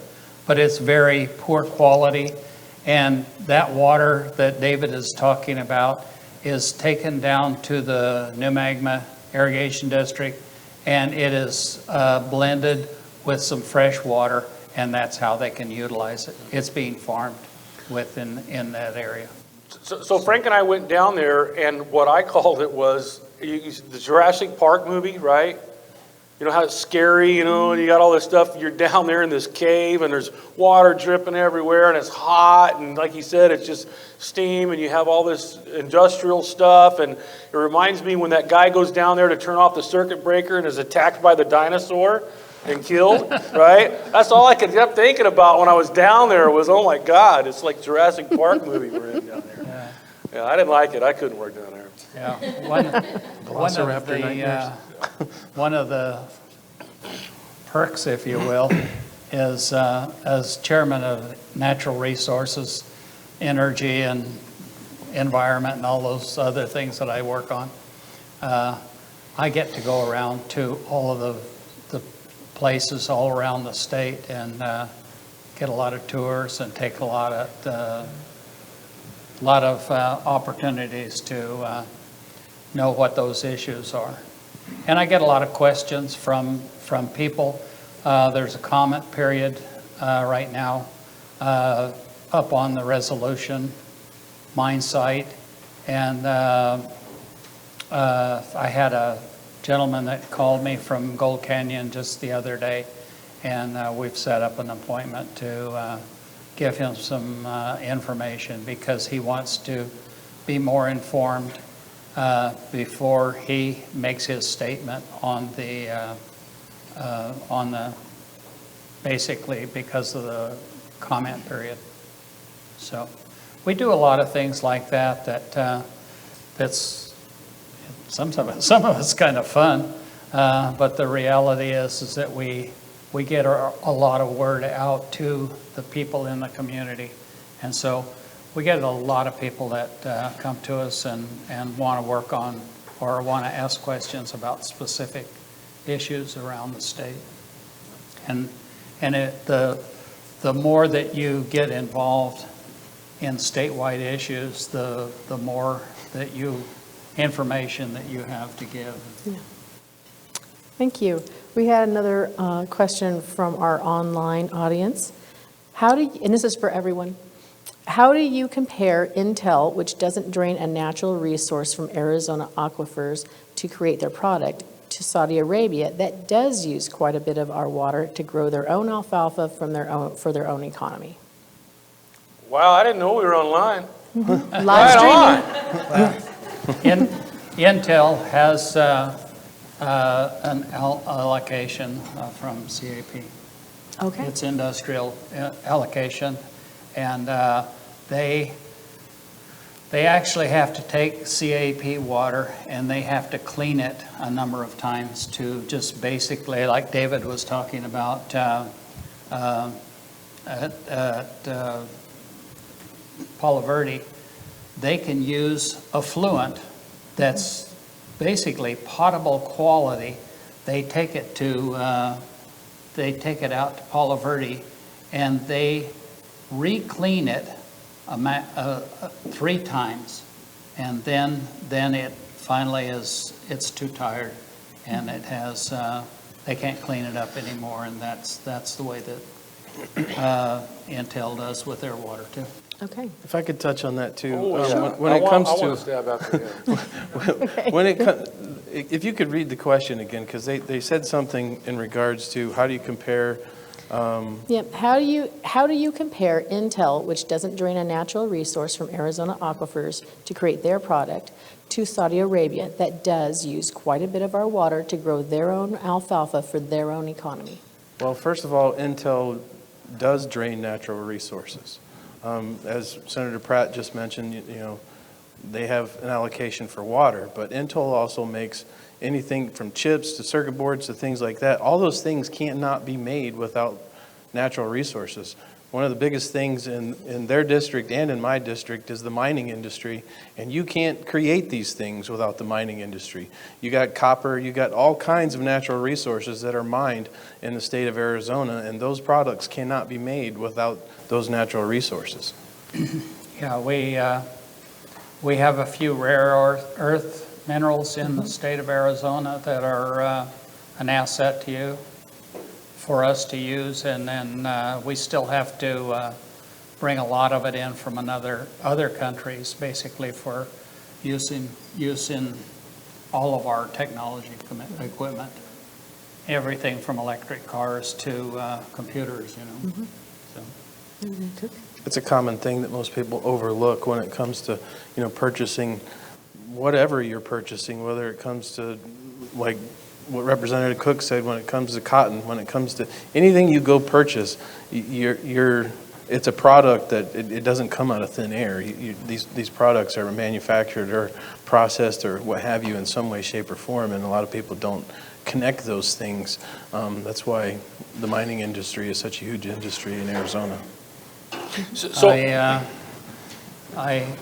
It's just tell a little story about in my office. I have something in my office that I don't know that any other legislator does, but because of the nature of the business that I work in, I have a big periodic tables that's framed and in my office because of all of the things that I work on. Just you don't realize that how important it is. We talk about copper and things like that all the time, but when you get into all the technology that we're doing, running legislation right now for electric, I've already passed it, but electric vehicles. All of those are new technologies, and they all require rare earth minerals and a lot of other things that we just simply do not have in the United States. Representative Cook, did you want to join in? Oh, yeah. So everything I'm going to agree, I'm going to just skip to the part that I believe that we've left out so far is about the Intel chips and all that stuff. Is what about producing something that we export from this state that has economic value, which has a rollover impact to the state and our local communities down to the county and city level. So let's just take it on trade. Let's just say it how it is. Let's take it on trade. So how do I compare about it? Easily, because those things were built out of natural resources too, which the word that we keep forgetting is renewable natural resources.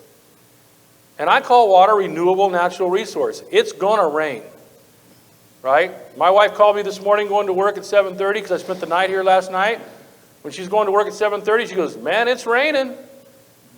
That's renewable. Aquifers, what are we doing now as we grow as human beings and communities? We are recharging. We're bringing that renewable resource, which is water from the Colorado River, we're bringing it over to Pinal County, and we are recharging the aquifer. That's how I can compare it. And I don't know who would ask that question. Please call me. I'll give you my cell phone. So what about the stuff that we import that we need from other countries? Where do you think the tomatoes and the melons come from in the off-growing season from Yuma? Where do you think the United States gets the produce, which is the same thing as what it's like the cattle feeding business?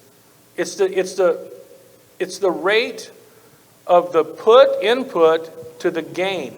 So in the cattle feeding business, if I'm feeding, the conversion rate is I'm feeding 3.5 pounds of feed today to this steer, and it's gaining 2 3/4 pounds, that's a great conversion rate for the gain.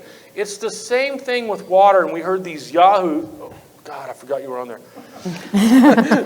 So we heard these people, I should say, we had these people sit there and say, well, you guys got to quit growing cotton and alfalfa, demonizing alfalfa. Well, what do we have in this county? A lot of dairies, right? What do those cows eat? They don't eat Intel chips. Right? They eat alfalfa. So doesn't it make sense to grow the food source for the dairies, which aren't they building a $100 million processing dairy plant over in Buckeye somewhere? Didn't we hear that? Part of the Arizona agriculture economy. So doesn't it make sense to grow that product for those cattle close so the trucking and transportation costs are low? That's smart business. And let's quit demonizing alfalfa, because we all know here, so the people out there, if you're up in there somewhere in Maricopa County, let's just talk about alfalfa and what the conversion rate is for water to alfalfa. Because remember, it's not how much water. So if you're putting out 4 acre-feet to 6 acre-feet of water, and you're getting 25 bushels of corn, okay, or you're getting a ton of acre to alfalfa to that water, well, what happens if you put out 6 acre-feet of water and you're getting 75 bushels of corn per acre, or you're getting 2.5 tons per acre of alfalfa? That's the conversion rate where we're at today. Farmers are using water, yes. But the conversion rate of the production they're doing today far exceeds, for many reasons, whether it's the corn seed that they develop and things like that. We are producing more with less. So they may be using the water, but here's the production. And we all know what an alfalfa field looks like when they bale it, right? They get 100% of what that water has grown, right? They mow it down, it's all put into some type of a bale, and then they what? Water it again. And guess what? They get 100% of that again. When we think about other crops like corn, or we think about wheat, what's left behind? There's no waste with alfalfa. It's put together. And that's what these people, when they don't understand the agriculture businesses and the economy of farming, that they don't understand is that what are we producing with the water? So that's how I would compare it. And thank you for your question. Okay, we have another question that came from online. Will Anthem in Florence be affected by Pinal County's lack of water? Well, that's Frank and I's district, isn't it? Okay, first of all, what's wrong with this question out there, and thank you for the question, is that read the last sentence of that question. Will Anthem in Florence be affected by Pinal County's lack of water? Okay, do we have a lack of water? No, we do. Do we have a lack of water? No, right? What our talk is, what the conception now, and this is why we cannot allow people to come in and control and take over the messaging of Pinal County water. We cannot allow that, because guess where they're coming from? Out there. They're coming from out there, and they want to drive the narrative and what we're talking about, what we have, right? And where we're going, and what our growth is. Other people want to control it. I'm going to tell you, it's about money. It's about money. So I disagree that Pinal County has a lack of water. For instance, the farmers have the right to ground pump in this county. I'm going to use round numbers, 600 acre feet of water. Even with DCP and the increase of 70,000 acre feet of water, I think they're still pumping around 400 acre feet of water. So they're pumping still less than what they legally are allowed to pump up to that. And we're getting better technology of conservation, and municipalities are doing that. But here's what I want to tell you today you're going to see. The Speaker has authorized me to have an ad hoc committee to address exactly what we're talking about here. I met with him yesterday, and we got it all worked out. The Speaker is going to give me an ad hoc committee, which is a regular committee like in session, and we're going to have our first hearing at the House. We're going to have a second hearing at Casa Grande. We're going to have the third hearing in Florence. And it is solely our mission is going to identify any problems in Pinal County water issues with Pinal County and what those potential solutions are to those problems, and the Department of Water Resources modeling. Because we have 16 applications that were there when I first got elected, and there's still 16 there today. Because the way I understand it, we're going to get to the bottom of it, is that one well within the Pinal County AMA shows some problems in year 85. One well. So we're basing all of our economics and growth for Pinal County off of one well in this AMA in year 85. Now there's something wrong with that. And that's some of the things we're going to fix. So that is good news.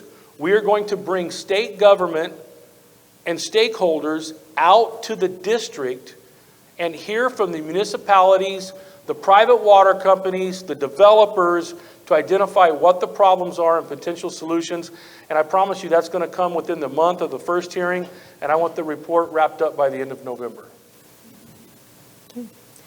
We have another question. This is for anyone as well. At the local level, we've been struggling to get business like a Tessa. Phoenix something? Phoenix Mart. Okay, thank you. Phoenix Mart and Dreamport Water. What do you feel is the solution? Dreamport Village is, my understanding, is that it's done with. It's not going to happen. As far as the property out there at Phoenix Mart, I spoke to someone that did not even know that that piece of property existed. And I have, let's say we're working on some solutions on that. Okay. Hopefully it will help the economy on you know, the economic development in Pinal County. It will keep one manufacturer from being lost out of Pinal County. So that's about as much as I can tell you about it right at this point. Let me touch bases But on that. when I make one other comment, a lot of us work on a lot of economic development. The year before last, I think I got the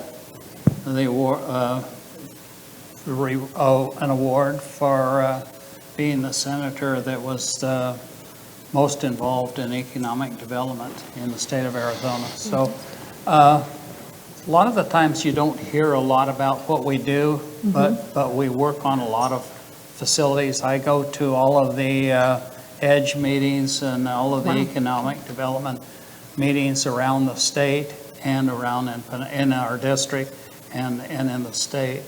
And a lot of it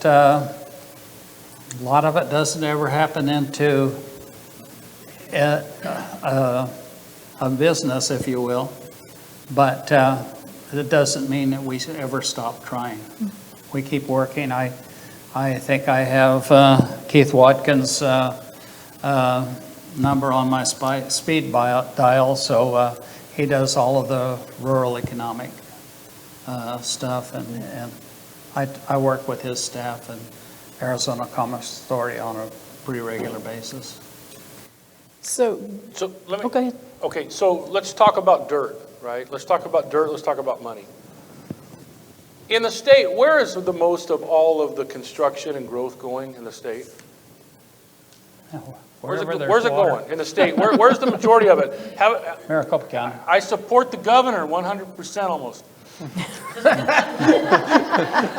I truly do love the governor. He's a great guy, right? I hope he sees that. So what have we heard from him? A couple things. Number one, we're open for business in Arizona. Bring your businesses here, and that's agriculture businesses. Those nut growers and stuff in California are fleeing because of the regulatory problems, and they're coming to new areas to farm and stuff, and we see some of that in Arizona. It's the same thing with other jobs and companies coming to Arizona. I love it when I see my governor say, Arizona's open for business, come on. The best thing for Arizona has been Jerry Brown, the governor of California. Thank you, Governor Brown, right? I love it when he talks like that. The other thing that he says is that, this is where I kind of separate from him a little bit, is Maricopa County, because he's statewide office, I'm not. Maricopa County is the fastest growing county in the country. The first thing that pops in my mind is, yeah, because in Pinal County, we're getting hamstrung down there and still have 16 applications pending at the Department of Water Resources, one which is 5,000 home development, right? This is where I represent. So when you have big money that have dollars and investments, and you mentioned, this goes directly to this, right? Pinal County, when they agreed to the water settlements back in the 80s to settle this stuff, the projection of the population of Pinal County was supposed to be at that a lot of these farms were going to be retired because homes were going to be there, right? That's the thought. Well, yeah, we can do that because we'll get excess water pools, but the population in Pinal County should be this. We're still the third largest county in the state. But the population should be here. These farms should be gone. Water should be not a big issue. But we haven't been that, have we? Our growth is being stymied. And I'll use this as an example. Sam's Club. Didn't there used to be a Sam's Club here? Well, those people are smart. They're geniuses, right? Walmart and Sam's, Walmart, the corporation, they're geniuses. They know how to target. They know how to message. They've got, all the staff working on where to build. We just didn't get a Sam's Club because somebody thought, oh, that'll be a good idea. No, they targeted the projected growth of a community that would sustain that Sam's Club, didn't they? And the location geographically of where it's at. So when I found out they were closing, man, I had to call San Francisco and get somebody on the phone and just plead it and whatever. I was trying to get them to keep that store open on the concept of we could break some of these applications loose, get some more of these homes built, which you all sell, right? And up the population in our economy is good, which would then sustain the store. That's the concept of it. So when we go back to people with big money and where they want to invest it in the dirt, the home builders associations and stuff, they look at Pinal County as being too much of a risk. So if you want to put an application in to build homes in Pinal County, right? Remember that 16 applications before I was elected. Today, not one has been approved. Where would you invest your money? Right. Where would you invest your money if you were in big money? And that's why we're not on a level playing field with Maricopa County. But guess what's happening? Now Maricopa County is starting to feel the beginning of the pain that we have felt, and it's going to go like this, because now once it starts happening over in Maricopa County, they'll be like this, because all the population is being driven out toward west of Buckeye. That's why Microsoft is building the 4 plants over there. That's why the big commercial dairy processing stuff is going to be built over there, and it's going up the I-17 corridor. That's why we're spending $170 million to do the I-17 work. Well, the growth is being driven that way, right? And then we're sitting over here between Tucson going, hello, hello, hello, what about us, right? And so that's where we're at today, and I truly believe that this ad hoc committee meeting, I've got the Director of Department of Resources committed to working with us to try to solve some of these solutions to get some growth. So going on to economic development, one component that communities look for is infrastructure. So we're talking data infrastructure, we're talking roads and freeways, we're talking rail, air, that type of infrastructure to help spur and make possible some of the businesses, import, export, transportation, distribution. So let's talk real quick about HERF funding. It has been a problem for quite a while. There was legislation, as you know, that took care of some of those concerns. So let's talk a little bit about the HERF funding and then extend on to I-11 and talk about what those things mean for roadway creation, maintenance, and then economically what I-11 is going to mean as well. Who wants to start? We can start anywhere, wherever you want to start. Everybody's heard all of the talking points on I-11. That basically it's a road that does not connect two of the major metropolitan areas in the country. I mean, Phoenix and Las Vegas are basically not on our interstate freeway system. So that's a bit of the problem. We're working on it. I mean, we've been doing it in piecemeal, and as money is able to be appropriated, we've gotten the bridge across the river. I mean, we've got if you ever made it over the dam, that was a pretty slow process. Now it's a pretty fast trip across there. Burrow Creek and that whole area has been a lot of if you take a look at that highway, it's I-11, if you want to call it that. But that's what that whole piece of highway is going to be. We just need to connect the pieces on that. So that's one dynamic. We're going to benefit from that in the future. Everything about economic development is it's hard to get certain things done, right. but we've got a lot of places like Mariposa, the port at Mariposa, that brings a lot of trade back and forth. And I mean, you can get an avocado any time of the year now. I mean, it comes out of Mexico, but all of those kind of things are part of our economic development. I think the governor works a lot with the Arizona Commission, Arizona-Mexico Commission. So they're good trading partners for Arizona. So. How do you see this? And we try. Excuse me. Just one other point. We want to try to keep a lot of that stuff over into this area. We don't want that stuff going over to Texas and then going up. A lot of that produce that's grown in Mexico, all of that commerce that's handled, from Mexico and heads its way up through Texas and then in northeastern states. We'd like to keep as much as we can headed toward Arizona and California. If you're not familiar with the I-11 freeway, proposed freeway, the draft freeway route. There's a map on WeMARGAD.org. You can look and see that. In fact, ADOT had public comment areas, meetings and maps and things like that, I think their public comment closed in late June, if I'm not mistaken. And I think it was last week, maybe the week before, they announced that they've chosen the route. I just haven't had time to go research that, but as soon as I do, it'll be up on WeMARGAD.org, so you know exactly the pathways right now. Representative Roberts and Representative Cook, you both want to jump in on this, right? Well, first of all, how do you see this online? So we're live streaming to our members in Douglas and our members in West Maricopa. So they can't watch it on Facebook or on YouTube? They're not on Facebook or YouTube. We have it on a Zoom meeting for our members. We will be putting it up it'll show up on Facebook once it's a video. So they need to, we send out membership invitations for a Zoom meeting, yeah. I'll let Brett go first. Sure. So you brought up HERF funding and the I-11. So those two issues together, when it comes to HERF funding, obviously everybody's aware that, there's been HERF sweeps and stuff like that taken out.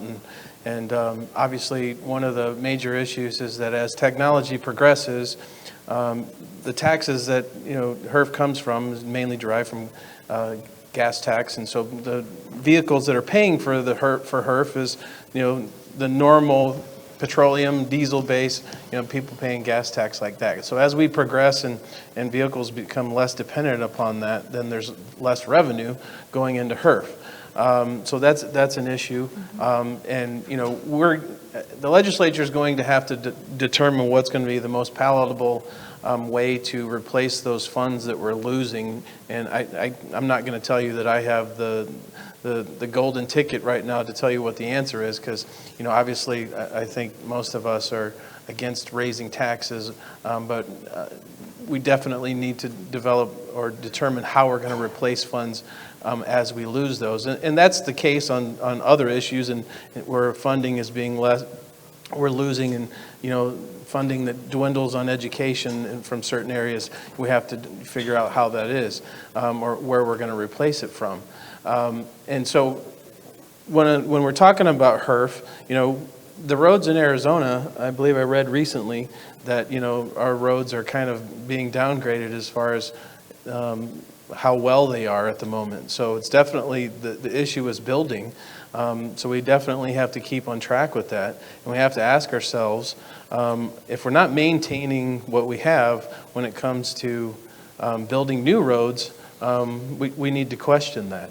Not to say that I'm against the I-11. I love economic development. I think that the I-11 is so far out there that I think right now there's a lot of concern about it because it's the issue and it's the comment period and that kind of stuff. But realistically, we're looking at, in my opinion, somewhere 20, 30 years down the road before that would become a reality. And there's so many steps, checks and balances that we have to go through before that would become reality. On the opposite side, because I've been speaking on the downside of that, just to share a story that I was once told in regards to like Maricopa County and the 202.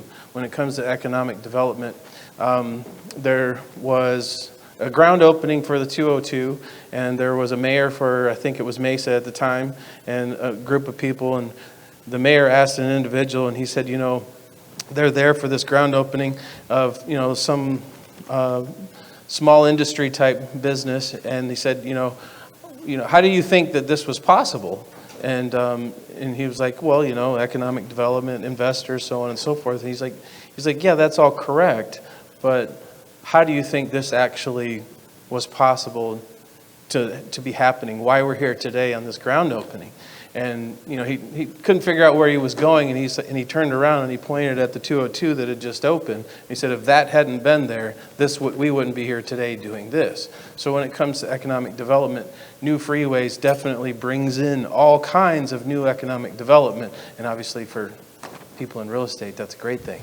I think that when it comes to the I-11, it's something that's, it's out there in the distance.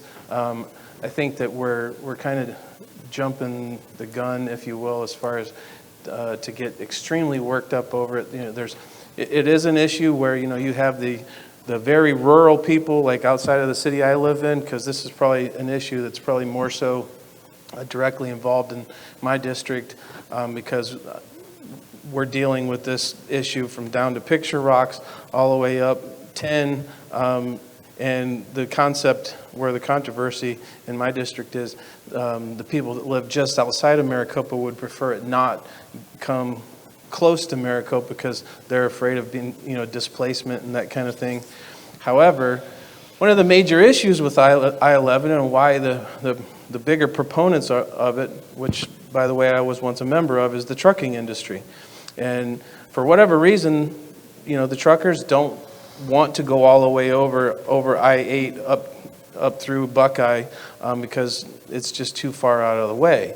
And so one of the good things, the promising things about this, as far as when you're going through Phoenix, a lot of this traffic will be diverted outside of Phoenix. So when we're going downtown for session, hopefully some of that traffic will be alleviated. And for everyone else that's trying to get through that Tempe curve right there where it's so congested, and it literally takes me an hour and a half from Maricopa to get to the Capitol during session and rush hour. The trucking industry, for whatever reason, they don't want to go all the way over 8 up to Buckeye, and then they can go over to now, what is it, the 303 and continue up. But it's in the long run, I think I-11's going to happen. I think it will bring a lot of economic development. I know the majority of the population in the city of Maricopa would like it. Again, the outside, the more rural people are a little afraid of displacement, but I think it's a kind of a preemptory fear because I'm not sure how many of us are still going to be alive when it comes to fruition. So that's where I'm at on it. Okay. Man, I love the I-11. I hope we start building it tomorrow. It will do so much, and I think it right over, if you go where the Keelings have their farm right over down the road. In fact, I'm going to go see Doug when I leave here, but I believe one of the proposed sites was between him and his neighbor to go through here. But if you hear the words, build it, they will come, right? Okay, we need a trucking lane, to Las Vegas, it's true, but we have got to increase our trade through the state of Arizona from Mexico to Canada. Those are our biggest trading partners, right? So we have got to build infrastructure. I love infrastructure. Her funding. I killed the gas tax myself, me and my buddies down there every year in the Transportation Committee. Made a lot of enemies, from down there in Pima County and all that stuff, right? Killed their bills too, where they wanted to go above what counties could raise the gas tax. And I know Pinal County, they did what they're going to do, and they did, but guess what? You know how much of that money you've seen of what passed out of that? Oh, thank God the mayor's gone. So really, it's all being held because why? It's in a lawsuit and stuff. Because those people who are going to sue, you can't do that without legislative approval. And based on one attorney's letter, yeah, you can go ahead and do that. We did that in Pinal County. You guys passed a gas tax, but you had a plan to stick to, right? I love the plan part. But I wasn't for raising the gas taxes at all whatsoever because here's why. Before I got there, the state legislature was taking $127 million roughly. Remember, I'm a lumper, not a splitter. They were taking $127 million out of the gas tax money, and they were spending it for the Department of Public Safety. Now, somewhere around $52 million, $55 million is what the retirement plan, the public safety retirement plan system costs for our highway patrolmen. God, I love the highway patrolmen. We want to give everybody what they need to do the best jobs they can because they have a tough job to do. Okay? But where the legislature was getting the money to fund $127 million is, well, what does that mean? That means that money is not coming down to the municipalities and being spent on roads. So that's how we start to get behind. All right? So after the first year, along with Noel Campbell, the chairman of transportation, he was so frustrated. He said, he'd come to my office and he sat down and he said, I can't, this before Brett got there, I can't figure out in the budget where they're getting this money from. The budget comes in the middle of the night and they cram it down our throat. And I love Noel. He wishes I was his son. I hope he runs again. So he's got one more term he can run in, and I hope to God he does. So I said, no, here's what we're going to do. Called up Kevin Payne, called up Drew John, called up the other guys. I said, hey, man, come over to the office. I said, when we get this budget, we're going to find this problem. We're going to find out how they do it, and we're going to break it up. What we did is we broke it up and we found that it was one sentence in a budget verb that said notwithstanding. Because we found out, the law said that they could take $10 million out of the HERF funding to fund the Department of Public Safety officers. And the intent was that was to fund and pay for the officers behind the wheel in the vehicle, that we would be paying their salaries. The intent wasn't to buy vehicles or pay retirement systems and all that stuff out of there. It's to pay for the officers. So that's how they start taking that. Well, how can I be a conservative Republican looking out for you guys if the first thing that I don't do is fight to say that tax is supposed to be going for roads and not whatever it's being used for over here? So until we stop using the money for over here for what the tax is intended for, we got to put that back and do that. So the first year we chopped it down to about 76 million, right? And working with the governor, this is one of those places I support the governor 110%. So the governor got up to the League of Cities and Towns, not this year, but last year, and got up and said, we are stopping the HERF sweeps. Because guess what we did last year? We stopped the HERF sweeps. So municipalities in this state has seen an increase. Now, 2 years ago, it was around $57 million the HERF fund grew. The formula that floats down, HERF is not shrinking. We had about $52 million more in growth in HERF in 2 years ago, and this year it was supposed to be about $65 or $67 million, what the projection was. So HERF is still growing, right? So one thing that Frank helped me on, and I mean helped me on last year, is I ran a bill with $18 million in it that was going to pay back the smallest cities and towns under 7,500 in population in the state and the 10 rural counties. The 10 rural counties of what they had swept in 3 years, but those small towns that $200,000 would pay them back in 10 years, that was like $20 million to Mesa or Chandler. I mean, that's big money to small towns. And what I'm proud to say is the work with my colleagues right here to the right. What we did is we split that $18 million between all 91 cities and towns. So my goal was achieved to pay back the 7,500 population, 100%. My goal, what I set out to do, was achieved. Plus, we added another $18 million. So cities and towns on that $18 million, they can't give raises. They can't buy vehicles. They can't buy tools. They can't spend it on stuff. They have to spend it on infrastructure. They can be spent on sidewalks, roadways, things like that.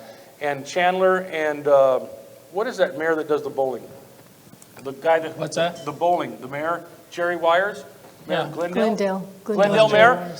Those guys came to me at the League of Cities and Towns from Glendale and said, oh my God, Mr. Cook, thank you for running that bill. And I thought, man, you guys are so big, it doesn't help. They said, oh no, man. We are going to keep track of that money, and we're going to come back to you at the legislature and say, here's what we were able to accomplish with that money. And I want to finish with one thing that is a project that all three of us up here helped do. Senator, I'm going to give a shout out for Senator David Farnsworth, who lives in Mesa, but represents part of Pinal County that's over there, right? Over there south of Apache Junction, David Farnsworth. So when we're talking about the budgets, and he talks to Frank, they work together, he comes over there and he says, man, I need your help. I said, okay, what do you need? Because he represents Pinal County. We stick together, right? This is the first year that all 9 of us have just stuck together really well. He says, in the 24, which we're fighting for the 24, right? In the 24, there's an interchange there that the price tag is $30 million. I said, man, it's tough to get us $30 million. He said, no. This group will put in $15 million. This group will put in $7.5 million. If we can come up with $7.5 million, we can build that interchange and we can get the 24 up and moving again for those people. I said, fine. So we went to work together, these 2 guys and me and Farnsworth and Kelly Townsend and John Fillmore, right? And Mark Fincham and Vince Leach. We said, okay, what that? We have brought more money to infrastructure in Pinal County then Frank and those guys, and I'm not dishing Frank, I'm saying this is the year we have brought millions upon millions, tens of millions of dollars for infrastructure to Pinal County. And we're going to see the effects of that in the next few years as you start seeing those changes.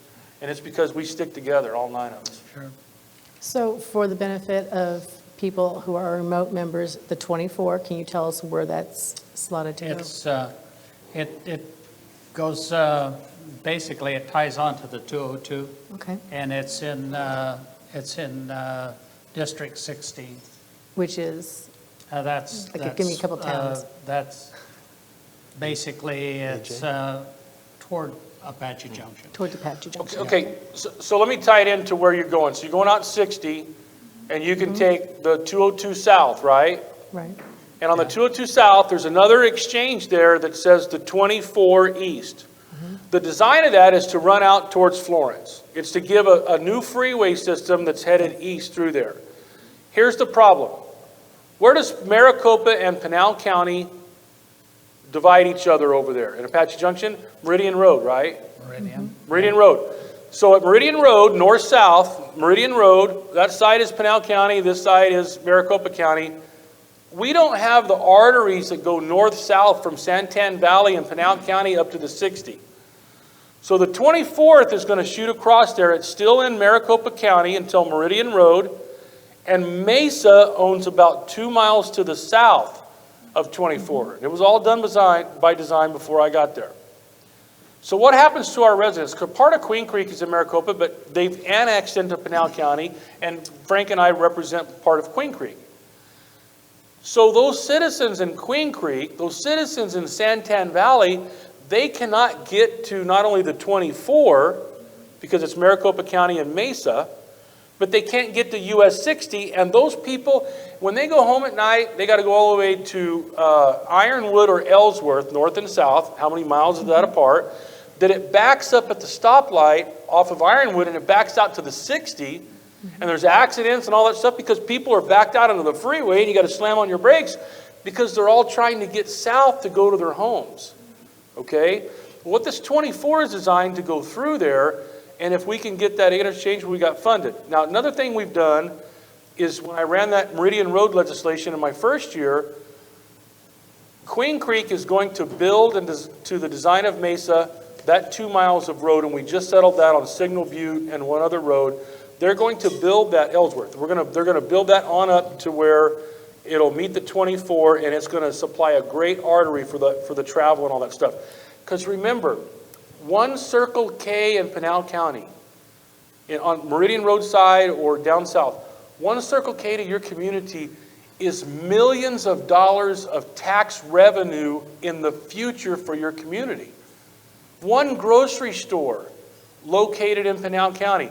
So what's happened is if you look at a map over there by Mesa Gateway Airport, if you look at a map, there's no in and out to Pinal County. So where are all of the businesses, Apple and those places locating by Mesa Gateway Airport? They're locating in Mesa, in Maricopa County, because they don't have the access or the infrastructure to get to Pinal County. Pinal County, all farm fields. You can say, oh, look, there's the line right there in Maricopa and Pinal County. We're going to fix that. Which you asked a question about airports. We're lagging behind a little bit, but Frank and I went down to the Pinal Air Park down here, right, which they do the air maintenance and all that things. Huge asset. We just worked on a bill and passed where... Yeah, I ran that bill last year. Frank ran that bill last year that it'll give the Pinal County supervisors the ability to change and enter into a long-term contract with those people because they want to invest and build a place that educate people to work on aircrafts and stuff, just like down in Pima. So we have great things that are happening like because of that bill and looking to the future of the air travel and the air park right there. Because I see that as a possible future airport. Because you know that the Phoenix Airport, they own Mesa Gateway. Did you guys know that? You didn't know that? So there's so many runways in Phoenix. Well, is there five runways in Phoenix maybe? How many runways are there, I'm not sure. There's 3. There's 3? Okay, so the 5 is over there. So there's 3 there. Well, what happens is their growth. What they did is they bought that. And they see that as the additional for the future of growth and people traveling in and out. And so that's what it is. I see the same thing being a possibility down here in Pinal, is that is going to be an offset from the between as the population grows in Pinal County. You want to drive to Phoenix, you want to fly to Phoenix and rent a car to drive down here to do your business? When you'll have the ability to fly here like a Mesa Gateway, that you'll be able to fly there and be able to be close and be able to do your business because as Marana and everybody grows. That's the future of economics. How about cargo in that area, cargo air? Absolutely. Big part of that as Yes. well. I think it needs to be. Right, because the fees, if you're flying cargo and transportation, right, do you want to fly into Sky Harbor Airport with all the passenger people and all that stuff? Or do you want a location of that which gives them the ability to build hangars there, Frank's bill, gives them the ability to build hangars there and put up businesses there where they can store their stuff and distribute it and things like that, because they can fly in and land there so much easily, be able to work, load their cargo and change their cargo and then redistribute it, whether it's FedEx or somebody that's moving freight. Yes. Great.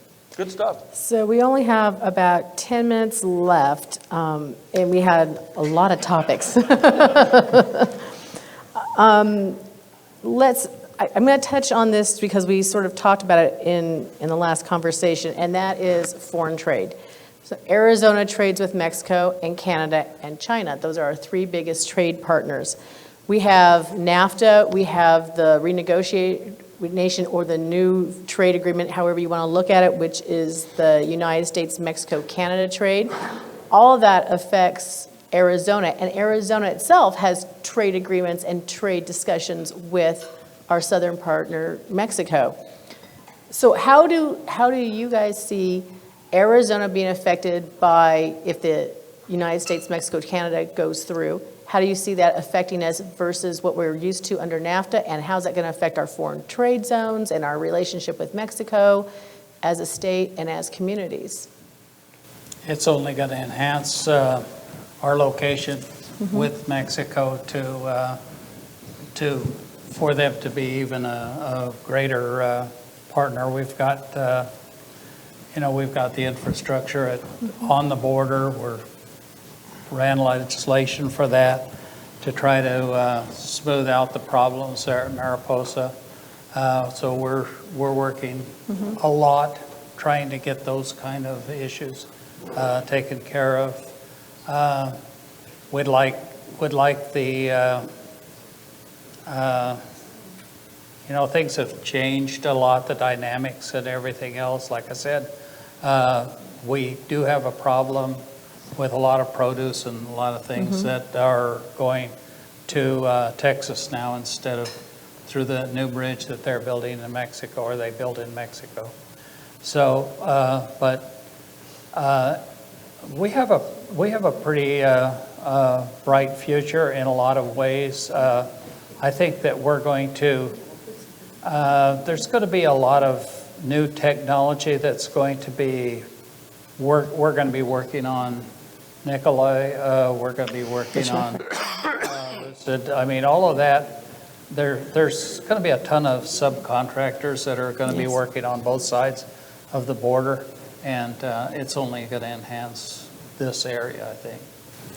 And I think when you look at the way the roadway infrastructure, in addition from Douglas, where they're going to have the two-port solution was approved. So as you watch what's going to happen with that commercial trade as it comes on the roadways that ADOT's planning, I think you're going to see a lot of that easier mobility, ability to go north-south, easier to happen. So what do you see for your district? Well, as far as our trade, this ties back into the I-11. That's the reason why I-11 is so important to develop that trade route, from Mexico, up through to Canada, being our largest trade partners. And if you guys are not aware of the resource on the USMCA, there's usmca.org, I believe it is. There's a lot of information on their stats and data as to, economically what this will mean to Arizona. I read this morning in an article, I don't recall where it was, but it was saying that they believe they're 30 to 60 days away from the USMCA being ratified It's just going to be an economic development, job creator. It'll do a lot for the state of Arizona, as well as, my district and these guys' districts and stuff like that. And the nice thing about that website is they have it broke down by each congressional district. You can go and click on your congressional district, and it'll give you like some bullet points in there on economic impact of your district. And there's just, it's a wealth of information, so I recommend going there and taking a look at that. Just, I don't want to bore you with reiterating details and stats and that kind of stuff, but it'll be a tremendous thing for the state of Arizona. Okay, great. So in the last few minutes that we have, I'd like each of us to tell us what you think is going to be an issue that you're going to be addressing or be facing in the next legislative session, and one of your hopes for Arizona in the next 50 years. In the 50 years. In 50 Wow. years. Give me that horizon. 50 years. Wow. I don't have a lot of legislation. I don't run an awful lot, but the things that I'm going to probably be working on a lot this coming year. We've got water issues that we are going to be working on, specifically everything from Mojave County and Cochise County and obviously Pinal County. So we have a lot of different areas that we're going to be working on specific legislation. So we'll do some of that. There's a couple of energy bills that I think are, they're going to come. They're not my bills. I'm not going to run them. They will be going through my committee. So we'll be working on that. There'll be some legislation, I think, a little bit of legislation for the mining group. Okay. So that'll go through my committee. And Arizona in 50 years? I'm sorry? Arizona in 50 years? It's only going to be more technology. I mean, that's probably going to be the future. It's fun, that last year I was on the Transportation and Technology Committee in the Senate. We had people that were coming in there and they were talking to us about the future. It was mind-boggling, some of the new technology that we're going to be dealing with and some of the changes in our lives for the next few decades and maybe as much as 50 years. Resolution, we didn't talk much about resolution copper, but a lot of people don't realize that that's a 50-year project. So 50 years they're going to be mining that mine. That's only going to enhance Pinal County's future. So Representative it's a big project, and it's like I said, when they actually get down to that ore body, they'll be mining on it for 50 years. So. Good. Representative Roberts. Like I said at the beginning of today, probably the single largest thing that I spend most of my time on has to do with criminal justice reform. In the state of Arizona, our budget for the Department of Corrections is $1.1 billion. And I have a background in this. I once upon a time worked for the Maricopa County Sheriff's Office in the jails. And I think that Arizona, in my personal opinion, we're a little behind the times as far as criminal justice reform is concerned. I think that there's some things that we can do across the broad spectrum of, when you talk about this kind of stuff, there's entry into the system, pre-entry, entry, while you're in, earn release credits, re-entry and post-re-entry. I break it down a little bit more because there's a lot of different areas that we can do. So one of the things I'm working on is we have a lot of big sticks that in Arizona that we try to use as a deterrent, as a punitive measure for crime. And what we don't have is a lot of carrots to try and, after someone has committed a crime while they're incarcerated, trying to determine why someone committed that crime. I think there's a lot of different areas. One of the single largest contributing factor, in my opinion, has to do with substance abuse and drugs. But even when you look at that, you have to delve down even further into why do they have a substance abuse problem. I toured a higher end facility down in my district with Senator Leach, and one of the things that they're learning in that industry is that in order to have a greater chance of success in substance abuse treatment, you have to determine what trauma that person experienced and what they're trying to do, why they're trying to self-medicate or using substances as a coping mechanism, whether or not it's an illegal substance, whether or not it's alcohol, what have you. Once you determine what that trauma is and you deal with that trauma, then you're going to have a much greater success in dealing with the substance abuse. And so there's a lot of things that we can try to work on to implement. So, because the most important thing is once somebody's committed a crime, I think for myself and for all the constituents, is public safety. We want to do our best to ensure that when someone gets released, that they don't recommit a crime. And I think that's the main factor that we need to be working on. So I'm working on one of the ways to develop a carrot in the system that will help with them being able to get employment, them being able to get housing, which is the two single largest things that causes them to recidivate and go back into prison. Some of you may have seen there was an announcement. It's kind of along the same lines, but it ties into immigration as well. The city of Tucson, not the city itself, but there's an entity that is trying to make Tucson the first sanctuary city in Arizona. I will be running legislation that will provide a clear path for any victim of someone that was released because city of Tucson did not cooperate with ICE on essentially what you had. The problem is you have one federal law enforcement agency telling another law enforcement agency, you have someone here that we believe needs to be detained because they have a criminal history. We need to keep them in detainment. And what happens is, for whatever reason, we can debate about for hours, is that municipality decides not to cooperate, and they release that person, or they don't hold that person, and then they go out and commit another crime and they create a victim. So for that victim, or for any victim's family member, I'm intending to provide a clear civil path to then get reimbursement to be able to take that municipality or that entity to court over that issue.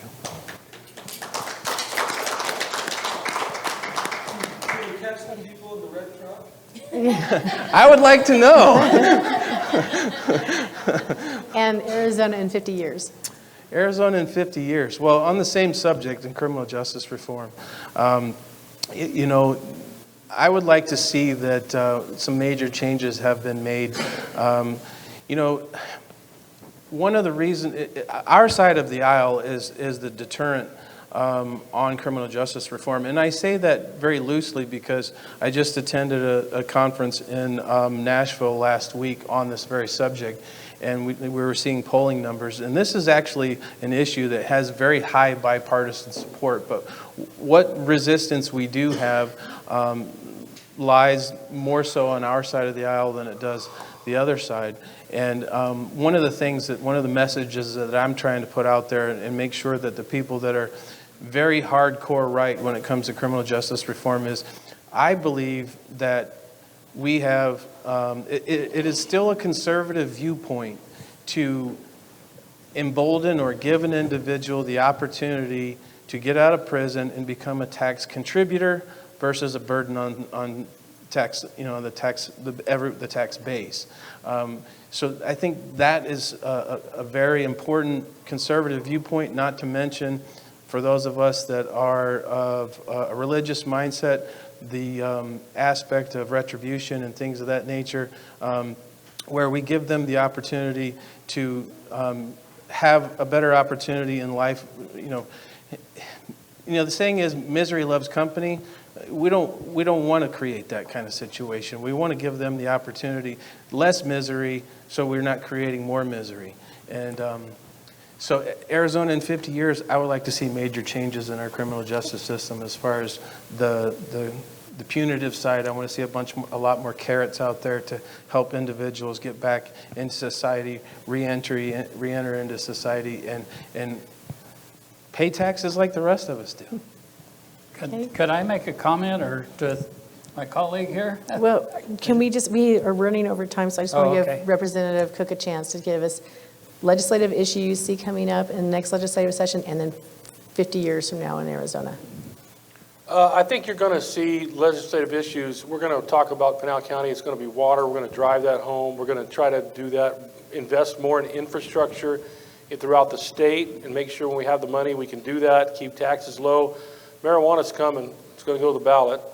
It's going to pass, I think. I'm not voting for it, but that's going to be a big issue if we try to do something on that case. Living up to the promises that we've made, and I want to thank the governor and the legislature that we went out and did the 20 by 20 plan for education. Our district, which now has dual enrollment in every high school today, thank God.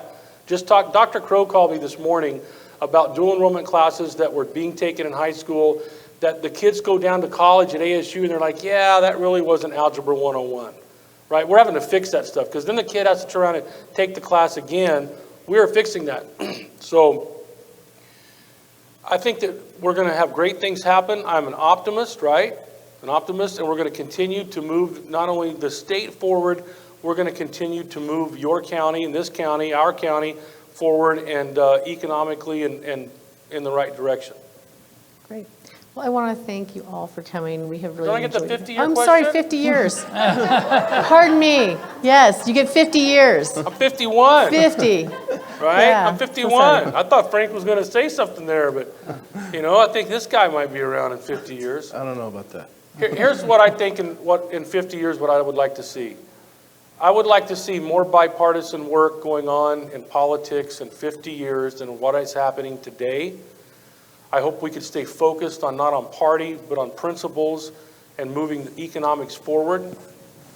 And I would like to see something done on issues that impact families, whether it's drug abuse or treatment, depression, those services. I think that we should not be spending all this money for 19 years over in Afghanistan, right, when it can be spent here at home. I think that President Trump has done a wonderful job in saving our country by his Supreme Court justice appointments. And I want you to know that. That's what I think. That he has got the opportunity to do that. And whether I do not agree with a lot of stuff he does, but on his policies, and when he says he puts the American people first, I truly do not believe the news gives us the full impact, but I hope in 50 years we see the results of what that man has done and the money he has lost. He's lost money that he is sacrificing, him and his family, for the betterment of this country. What person gets up there? I tell you that I love you guys. I told those people last night, I'll work hard with you and all that stuff. When is the last time a man that was elected president got up there and said, I love this country, and this country is going to be put first? That's the problem with the United States senators we had. I want to see elected people in office that care about their constituents and the state of Arizona first before they're overseas worried about and trying to run for president in the United States Senate. That's what I want to see. I want to see better politicians being groomed today, right? Better citizen legislators, and that's what I think our hope and our future will be. So thank you very much. Thank you. Sorry about that. So I would like to thank you each, though, for coming and spending this time with us. It's so gracious of you, so kind of you, and we really appreciate it. Information's terrific. We have a lot more information we wanted to ask you about. So you may be finding that you get a communication from me or three. So just know that that'll be coming so you can give us your information and viewpoints on some of the other issues that are important to this area and to the state of Arizona. I want to remind you, if you're looking for CE, your certificates are back with Yvette. Make sure you pick that up before you leave. And I want to thank you all for coming and for those online for joining us as well. Thank you for the questions. Thank you for your patience and for coming to the event. Have a good rest of the day. Thank you.